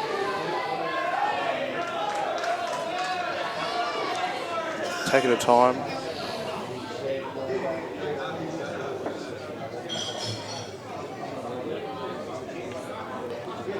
Oh, lovely shot there. That's in. Now she actually overplayed it a touch. Now she's gonna have to cut the black into the centre. These shots are never easy either, because you're cutting into a blind pocket.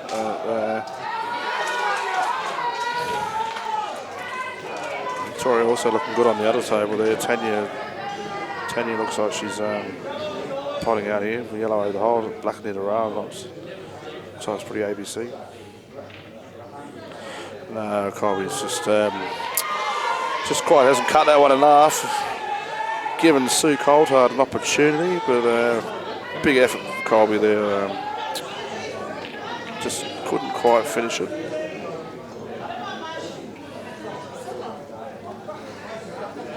Oh, Tanya's jawed the black on the opposite table as well. So South Australia alive here. They've 2 blacks just been missed by the girls. Tough red up the rail.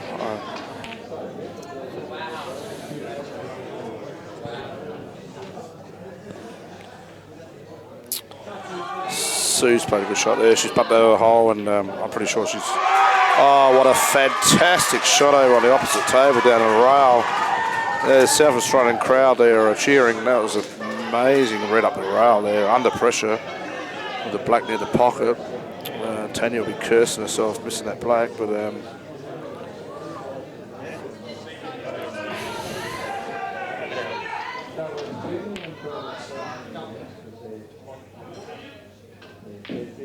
oh, she's absolutely pounded it. I don't know why she hit it so hard.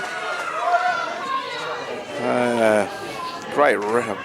Tanya's got a long black, or a cut, perhaps a cut on the black in the middle.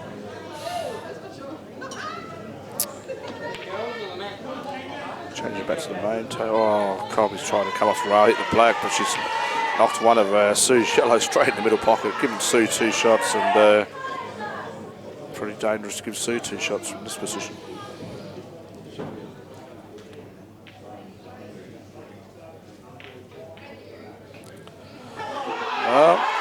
Just looking across on the other table, Tanya's missed the black again, and this time looks like she's left it for South Australia here. Really been let off there. Victoria should have been 10-7 up, but down goes that black. Big cheers, SA girls. Now it's 9-8, 9-8 to Victoria. SA peg one back.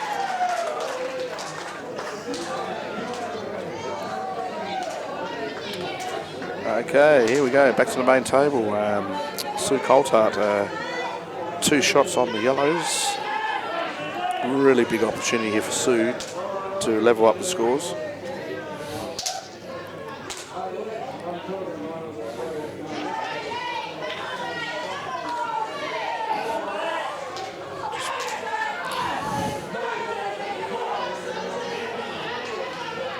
I'd expect Sue Coulthart to play out here. This is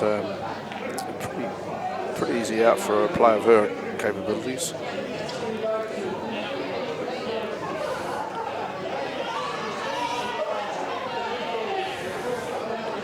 Taking the one over the bottom pocket to come back around for the one in the centre, or even the one up the other end. She's got a couple of options here. She's played out really well. Yeah, that's a good shot. Straight on the one in the middle.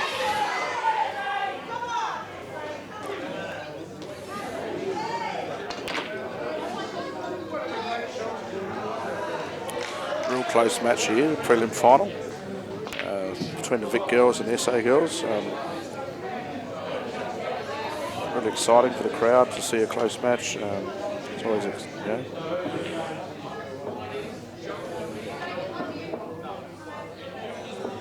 So he's just run that in, run underneath the yellow here, the yellow into the bottom pocket, and it's looking good for 9-all here for South Australia.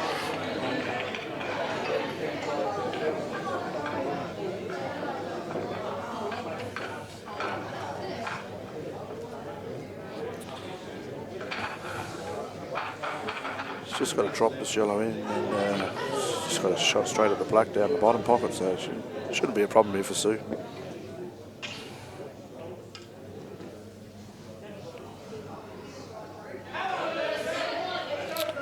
All these girls have been playing pool for a long time, and they're very accomplished players.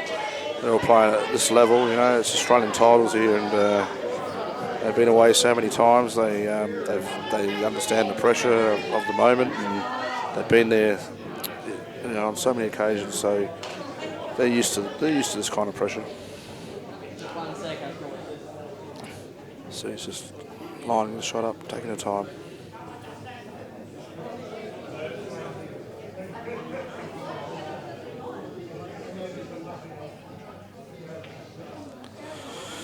Wow, that's okay. The pace was okay with 2 shots there. She's just pushed that black over the pocket, and not a problem here for Sue Coulthart.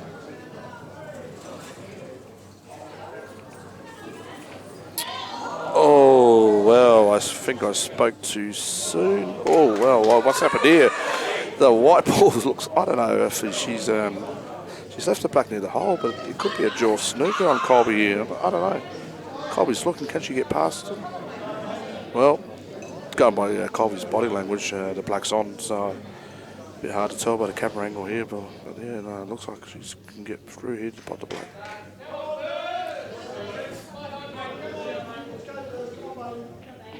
Oh, down goes the black. That was a really bad miss there from Sue Coulthart. Very unexpected. Colby Poole takes that one, and Victoria go 10-8.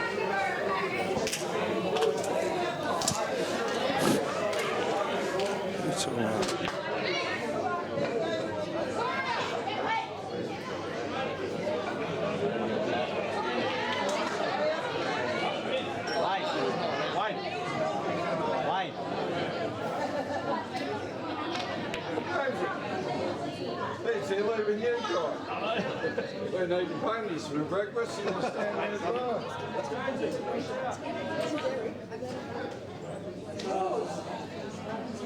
Are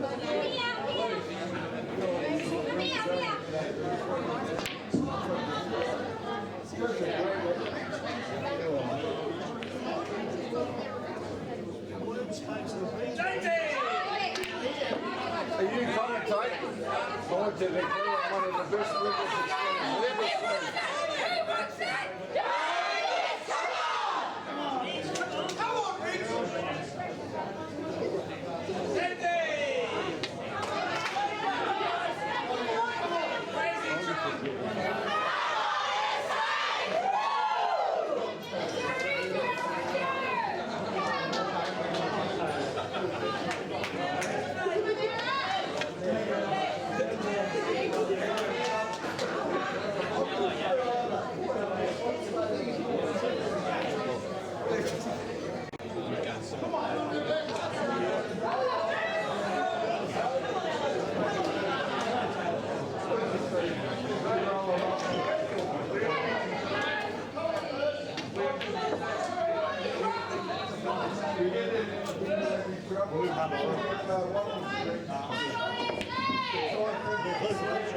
Learn the verses.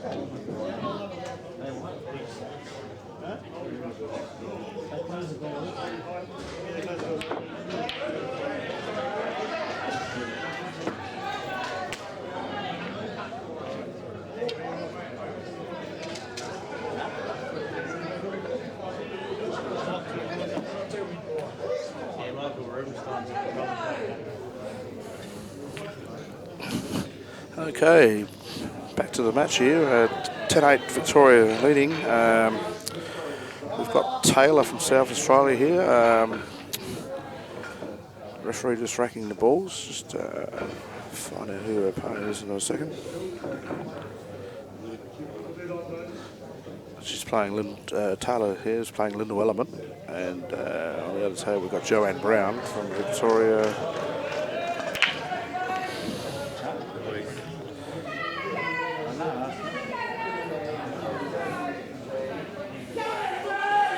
Okay, here we go. Taylor's a break. Really important, these two frames now for South Australia to get back, because 10-8 down, race to 13. They really need these frames to pull the match back to level peaking. Oh, that's a good break there from Taylor. Red down. Balls have split up pretty well here, actually. I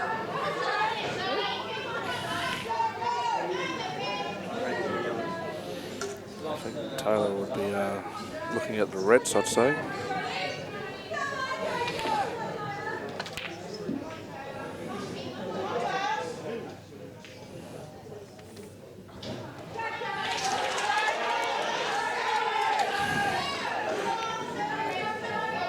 Taylor's come through the junior lot from South Australia, and pretty accomplished player these days. I know she practices really hard. I see her quite regularly down at the Empire Pool Lounge, really practicing, and puts a lot of time and effort into her game. So, to see her playing for South Australia, it's fantastic.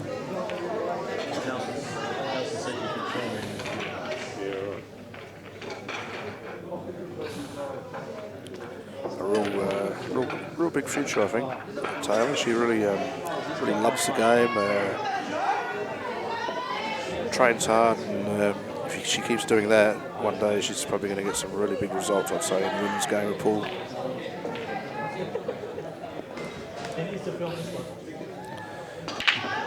She's played that yellow down there. Looking at her reaction after she played it, I think she didn't really mean to pot it. She was trying to put it over the hole, but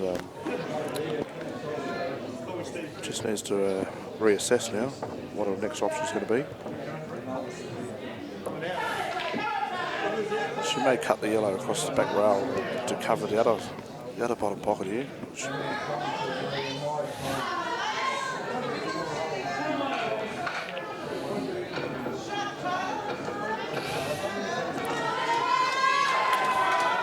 It's not too bad. She's put the yellow over the pocket, but Her opponent comes to the table, Linda Wellerman, and Linda Wellerman's been around a long time.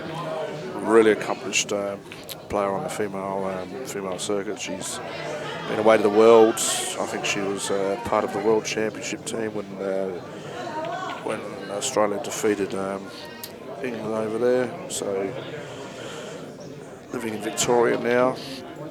Used to play in the old days for Western Australia, but yeah, just an absolutely great player and really nice person too.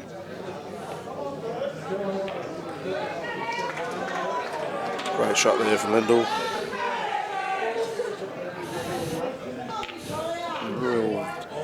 Real lot of experience at these nationals. I don't know how many nationals Lyndall Wellerman's been to, but she's certainly been to a lot.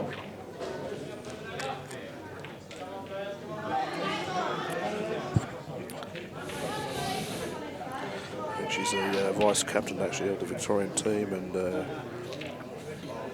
really experienced player, so she's going to know exactly what to do in this situation. On the other table we've got Elise Mabber from South Australia, who's been to more nationals than just about anyone in the women's game. Been around a long time, great player. I think she's won 4 Australian singles titles and just an absolutely fantastic player as Elise Mabber. South Australia can certainly do with these 2 frames.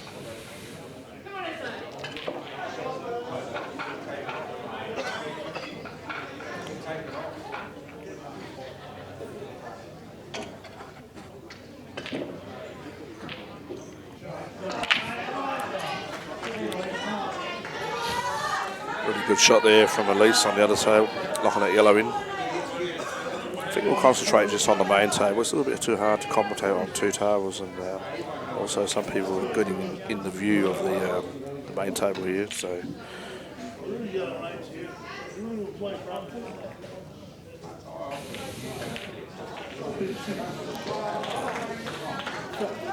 great shot there from Lyndall, screwing up table for the red down the bottom here. Just assessing her options. She's got a red along the side rail, which probably pots underneath the yellow, but it's just a bit of an opportunity here. Red goes in the middle. If she gets on it, not easy, but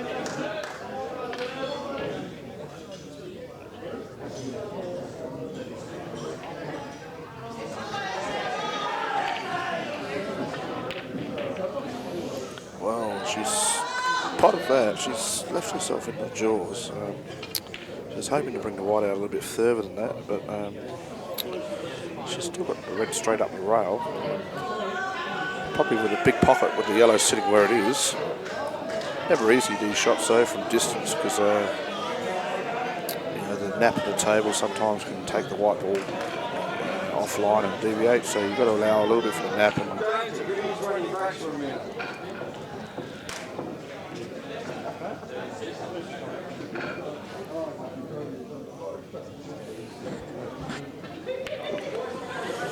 well, she's had a crack at that, but hasn't exactly worked out. Well, she may have played that one a little bit slow in that, but she's really tried to pot it and run through, and hasn't come out very well for her. And given Taylor a chance here now.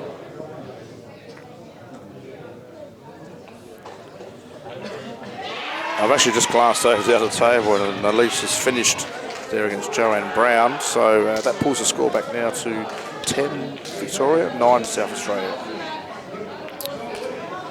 Taylor's just laid up a snooker there, I think. She's just pushed the yellow down the bottom and to keep Lyndall off the 3 reds.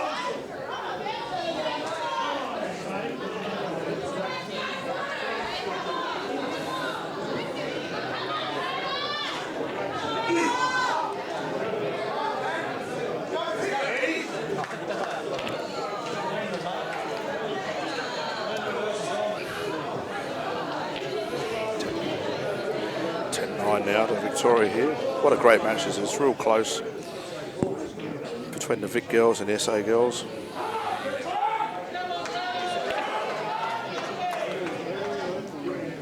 just been told the score between New South Wales down there playing Queensland is, I think, 13-11 to New South Wales. So that's the open team match to see who plays Victoria in the final.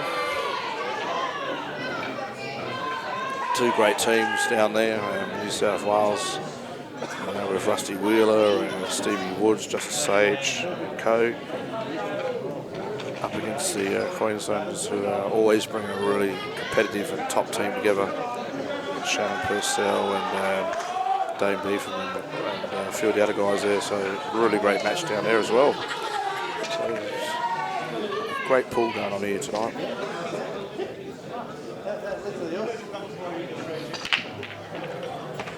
Early on, it was great to see my team, our team, the SA Masters team sneak into the final. Unfortunately, yours truly somehow managed to pot a black in the last frame to put us through. And tomorrow morning we'll play Victoria in the final for the Team Masters competition. So yeah, that'll be great game. Victoria knocked us off earlier today. Now we get a chance to beat and play them in the grand final again. So really looking forward to that tomorrow morning.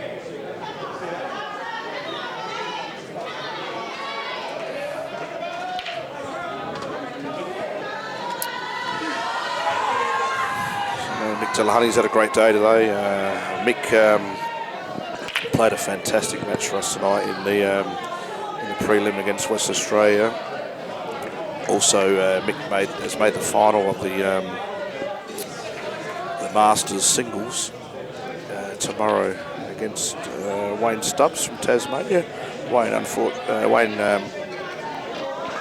took out my teammate Russell Yulton today in a good match, and Wayne's been playing really well. So Mick's going to have a tough battle on his hands tomorrow, but Mick's been playing superb at these national titles, and I'm expecting Mick to go all the way through and win the Masters title.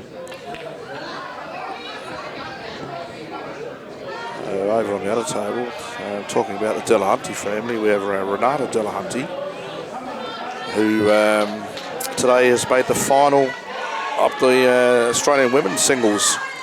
So a great day for the Delahunties. Renata played an absolutely fantastic match. I've seen the end of it.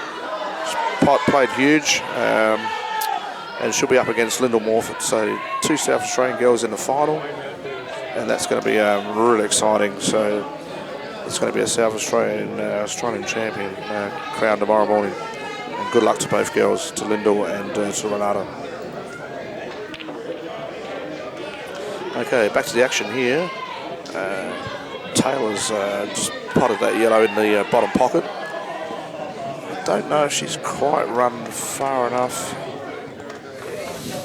This is a delivery for Phil Jones. Yeah. 30 cents a bar, you 200 something million. What am I talking about?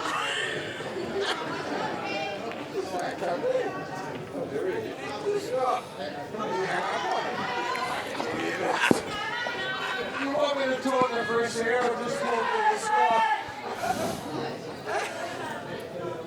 Okay, Taylor's got a opportunity here. Alec Edwards has just walked over. He's in jovial spirits tonight. Unfortunately, the SA men's team went down today. They gave it a really good shake, and just unfortunately, couldn't quite get over the line. Missed out in the shootout against the Queensland boys, but SA guys always put up a great effort, and they could all be proud of themselves. Yeah, it was a really tough match. Ended in a 16-all draw and 7-man shootout. Unfortunately, the SA boys couldn't quite get through. Lost 4-2, but could still be proud of their efforts. A few of the boys tonight, I think, just drowning their sorrows a little bit, but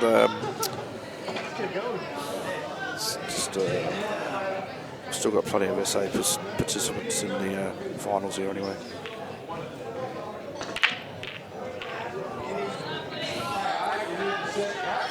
Okay, Taylor's got a long shot here at the yellow ball down the rail. Probably wants to screw back just a little bit and get on the black in the middle pocket. Well, I don't know why she's played the way she's played that. She's gone across the other side of the table and looking at the angle here, I don't think she can get through to this plate. I think the red's covering it. Perhaps looking at cross-stuffing the black. I don't even know if she can hit enough of the black to do that. Well, there you go. Unfortunately, got carried away talking about everything else. Didn't even realise that she had 2 shots there. So sorry about that. She just set it up for herself. That was a good shot. She's played it okay.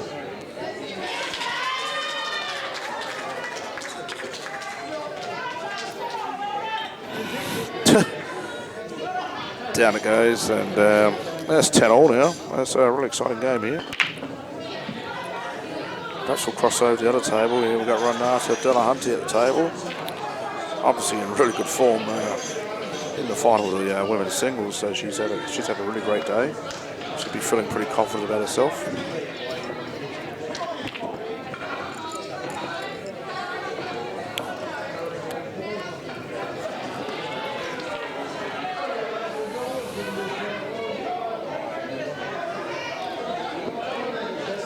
Renata's 2 reds left. One so near the bottom pocket over the hole, bottom looks of it. And she's got, 3 reds left. One's down the bottom over the hole, and there's another one sitting next to the white ball there, which may go into the bottom pocket. Looks like it does. It's a little bit far away, that table over there to see, but it's not the closest table to the commentary here, but she's certainly looking at it.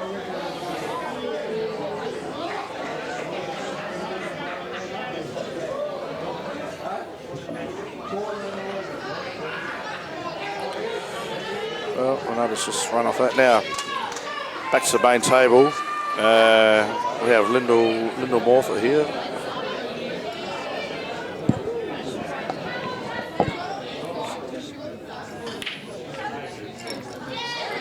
Big break there from Lyndall, red down. She's really opened these balls up really well here.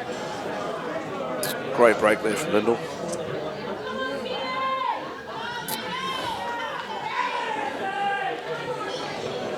It's come down to 10-all here. Each state here requires 3 more frames to advance to the grand final, so it's getting pretty tense.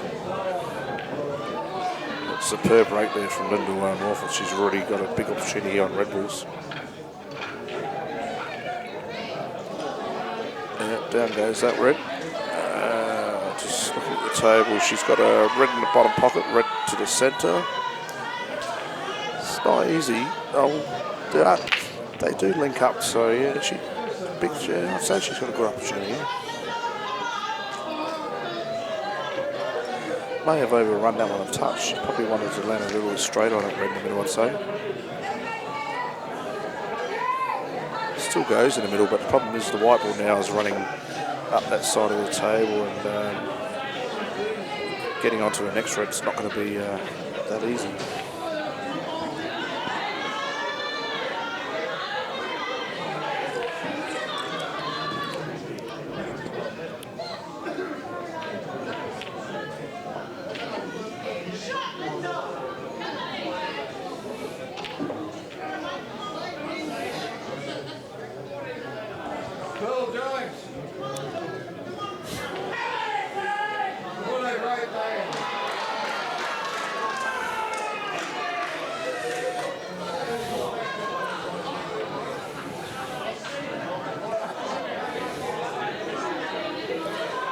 Okay, back to the action. Lyndall's just bumped that red out, left to the white down the bottom. Colby Pools come to the table. Really important frame, this obviously 10-all. Every frame now is super important.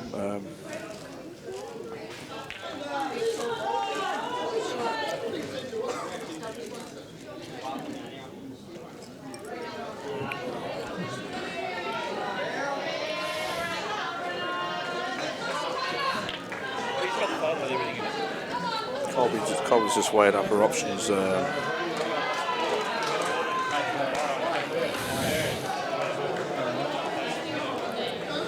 Looking at the yellow in the middle here, I'd say. Big shot here for Colby. Straight in. As I said before, last frame Colby was playing. She's a very accomplished player, and seen her play quite a bit over the years, and not surprised by anything that Colby can produce on the pool table. Just one of the great players for in the women's game.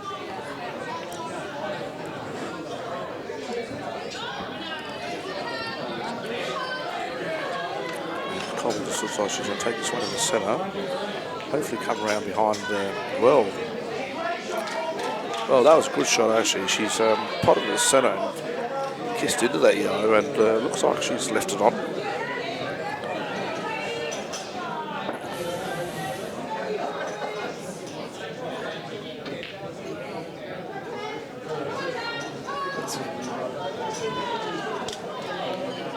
Big crowd here tonight, and some of the people are getting in the way of the camera, but hopefully things will be okay. So shorter viewers back watching this want to see the finish of this match. It's been pretty exciting, 10-all. Colby's just having a look to see whether that yellow passes the red into that top pocket. It may come off the yellow anyway, and just taking her time. She never rushes Colby. That's one thing I like about the way she plays. Just weighs up her options, doesn't rush into anything, assesses the options, and that's what you got to do in the game.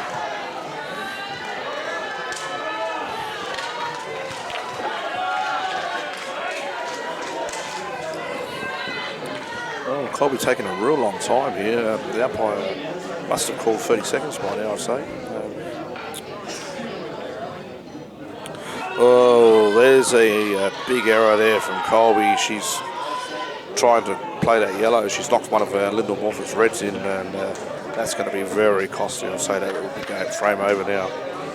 You can't give this girl two shots. Yep, down goes the red. Lyndall has been an amazing player over the years. Just done everything in the women's game. Great novel player. Been away overseas many times. Played in world titles. Just an absolute legend of the game.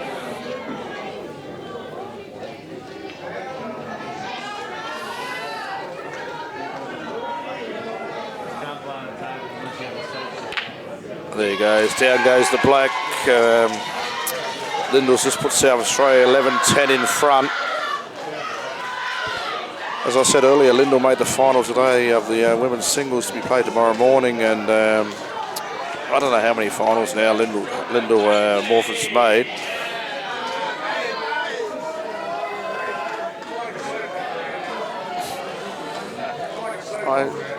Looking back, I think that she's won at least four I think, Australian singles titles, but I've lost count.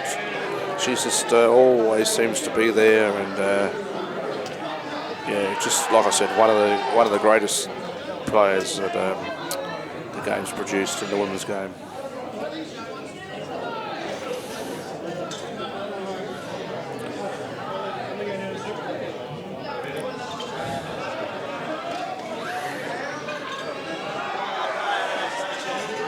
Well, just glancing over the other table here, got Renata Delhunty playing Tanya. Renata's on the yellows, I think. Tanya on the reds. Reds over the hole, covering the black. Very interesting now. South Australia just hit the front 11-10. Victoria trying to peg it back.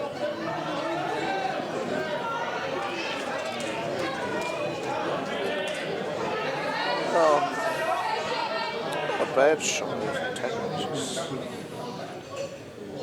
a long way away. There's one yellow up in front of one red. There's another yellow in front of the other red. So it's quite an interesting situation there.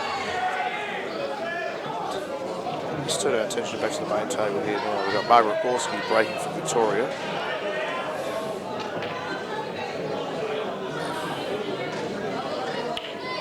Margaret's another player who's been around forever, for a day, forever and ever. She's won numerous Australian doubles titles. I believe she's won the singles title. But she's actually foul break there. The umpire four balls have to touch a rail for it to be a legal break, which hasn't occurred. So it's a illegal break, which means the balls are re-racked and it's 2 shots.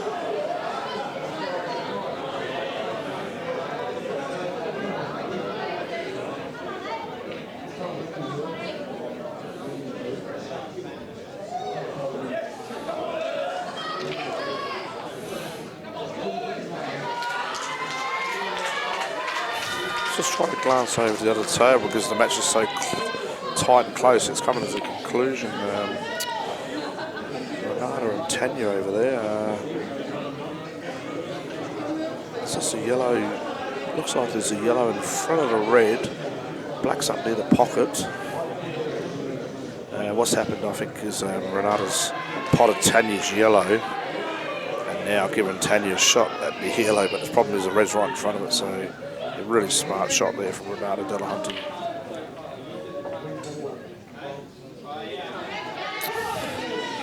Well, she's breaking the balls there.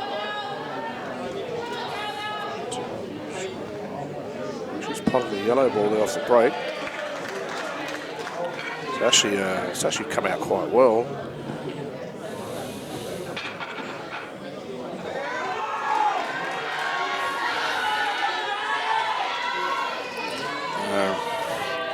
Looking across, Renata's now got 2 shots, I think. Should be 12-10 here to South Australia. I don't think Renata's going to have too many problems spotting this black.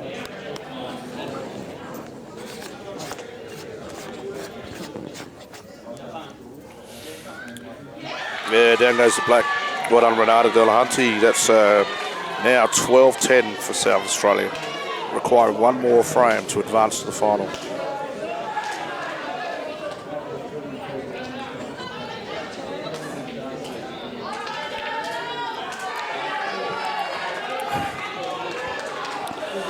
Well, here we go. Now it's 12-10 to South Australia. Back to the main table.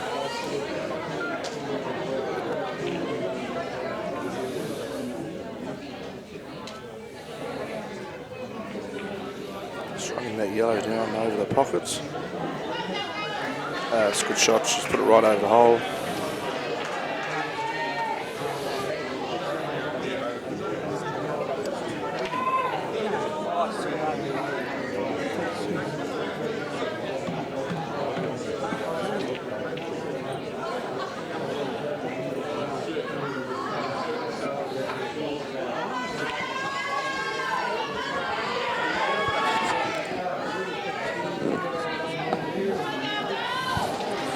Here we go. Gail's looking at lining up that, cut that yellow back into the bottom pocket here. May look at just leaving it in the pocket. She's changed her mind.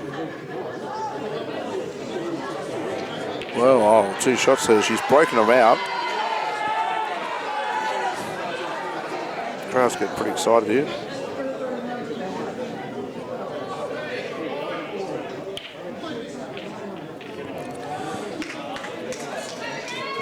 Look at cutting this yellow now into the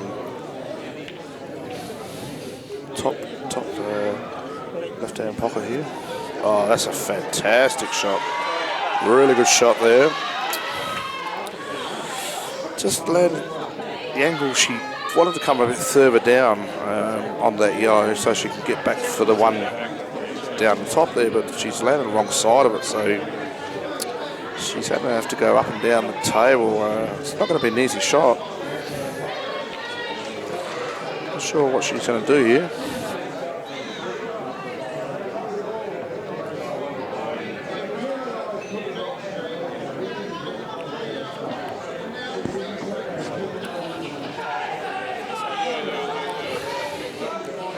she's decided against that shot, so she's just going to play safety here. Oh my God, she's... Oh, well, that was a fantastic effort to cut that in. She's put it right. Well, she's now got Margaret Gorski under extreme pressure here. If that ball had dropped, I think South Australia may have been through. That was a just absolutely unbelievable cut shot there on that yellow.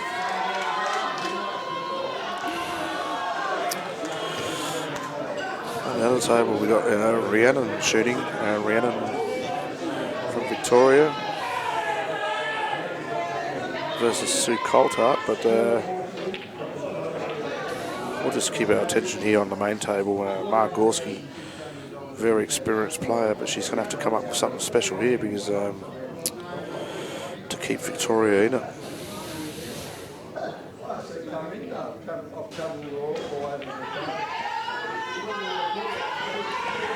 I think it's 12-10. Gail's just looking at this yellow here. Can she get through to it? Well, no, it's clipped the red on the way past, so here opportunity for Margie. Margie's just one of the absolute legends of Victoria. I can remember her husband Stan Gorski, great snooker player. Margaret herself, a fantastic snooker player. Yeah, Margaret's got more titles on her belt than I can remember counting, so very unlucky today to lose in the semi-final to Linda Morford as well in the ladies singles. But very accomplished player, and wouldn't be surprised if she finishes this. She's under pressure though. There's scoreboard pressure always counts. So it's 12-10, so it's do or die now for Victoria. They have to win each frame.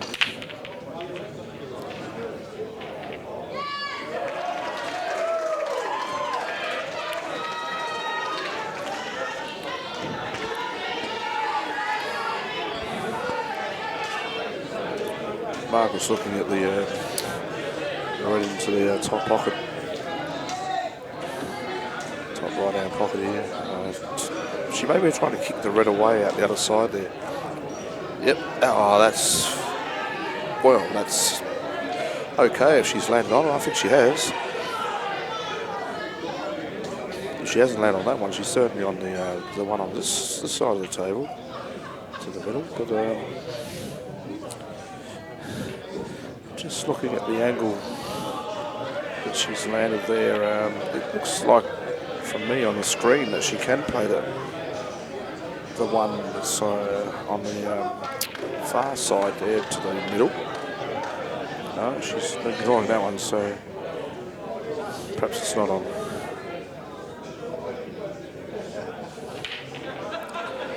Down goes that one in the middle pocket. She's come back up. Sure, she could have played that a bit better. She hasn't really landed.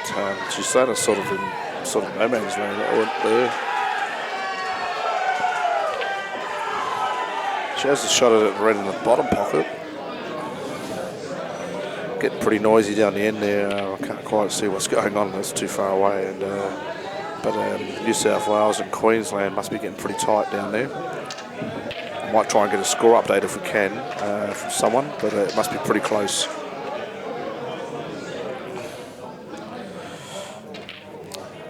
Here we go, Margaret's.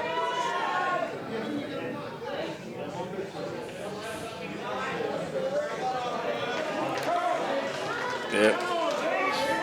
Well, the problem Margaret's got now is that the red I was talking about earlier on that side of the table into the middle, she's left. She didn't play it earlier. I don't know if it was on or not, but the problem now is getting to it. She's certainly got this one into the middle.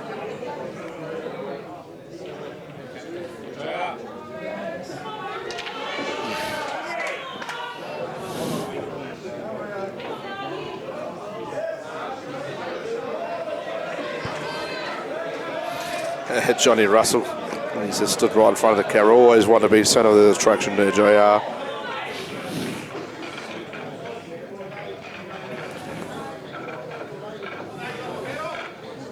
Staunch supporter of Victoria.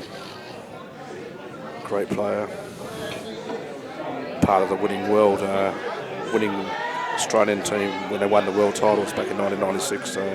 Johnny Russell, just a legend of the game. Just always wants to be on the camera though.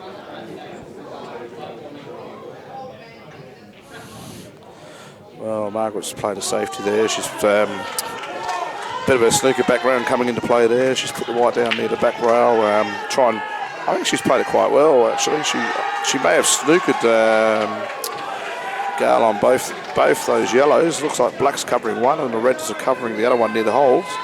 That's a pretty good shot there from Margaret.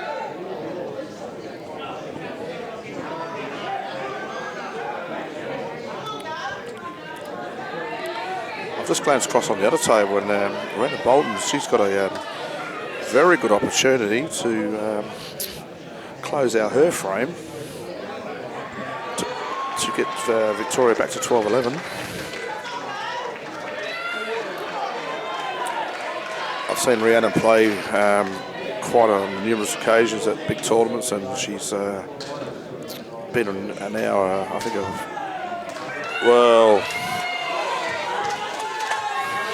just turned our attention back to the main table, and Gale's gone in off there, giving Margaret 2 shots, so I think the wheels turned a bit here in Victoria's favour. Yeah, Rhiannon's looking across on the other table, trying to commentate 2 tables at once, so I probably should be concentrating on one, but trying to keep everyone up to date with what's going on. Margaret's got 2 shots here from the bulk line. Probably going to cut the red across to the far right pocket to come around behind the other one.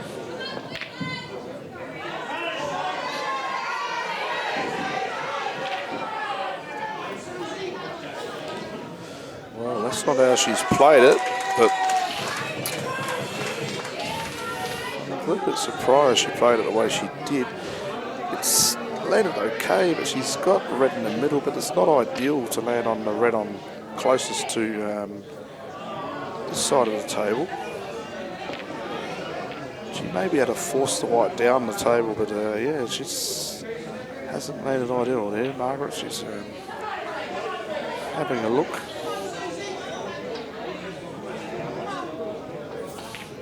Looks like she may have a little bit of angle to perhaps force the white around.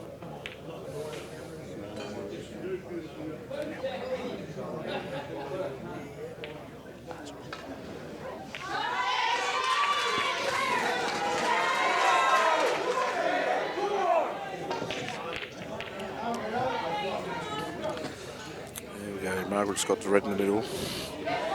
Well, she did have the angle. Great shot.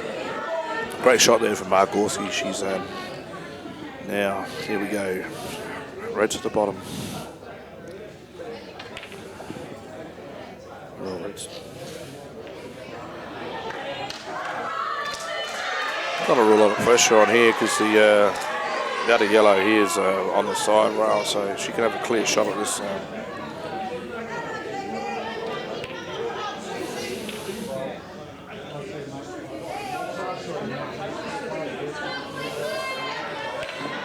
Taking her time. Really big frame here though for Victoria.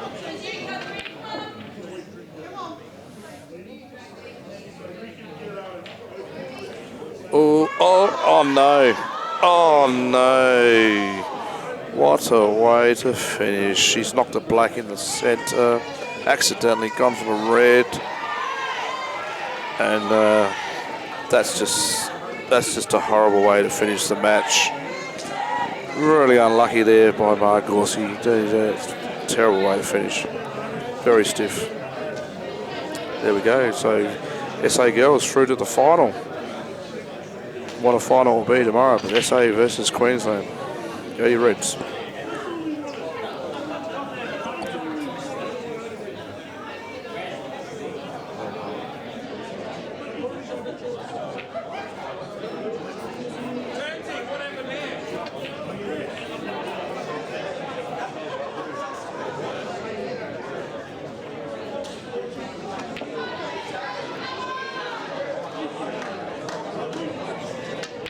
right down to man.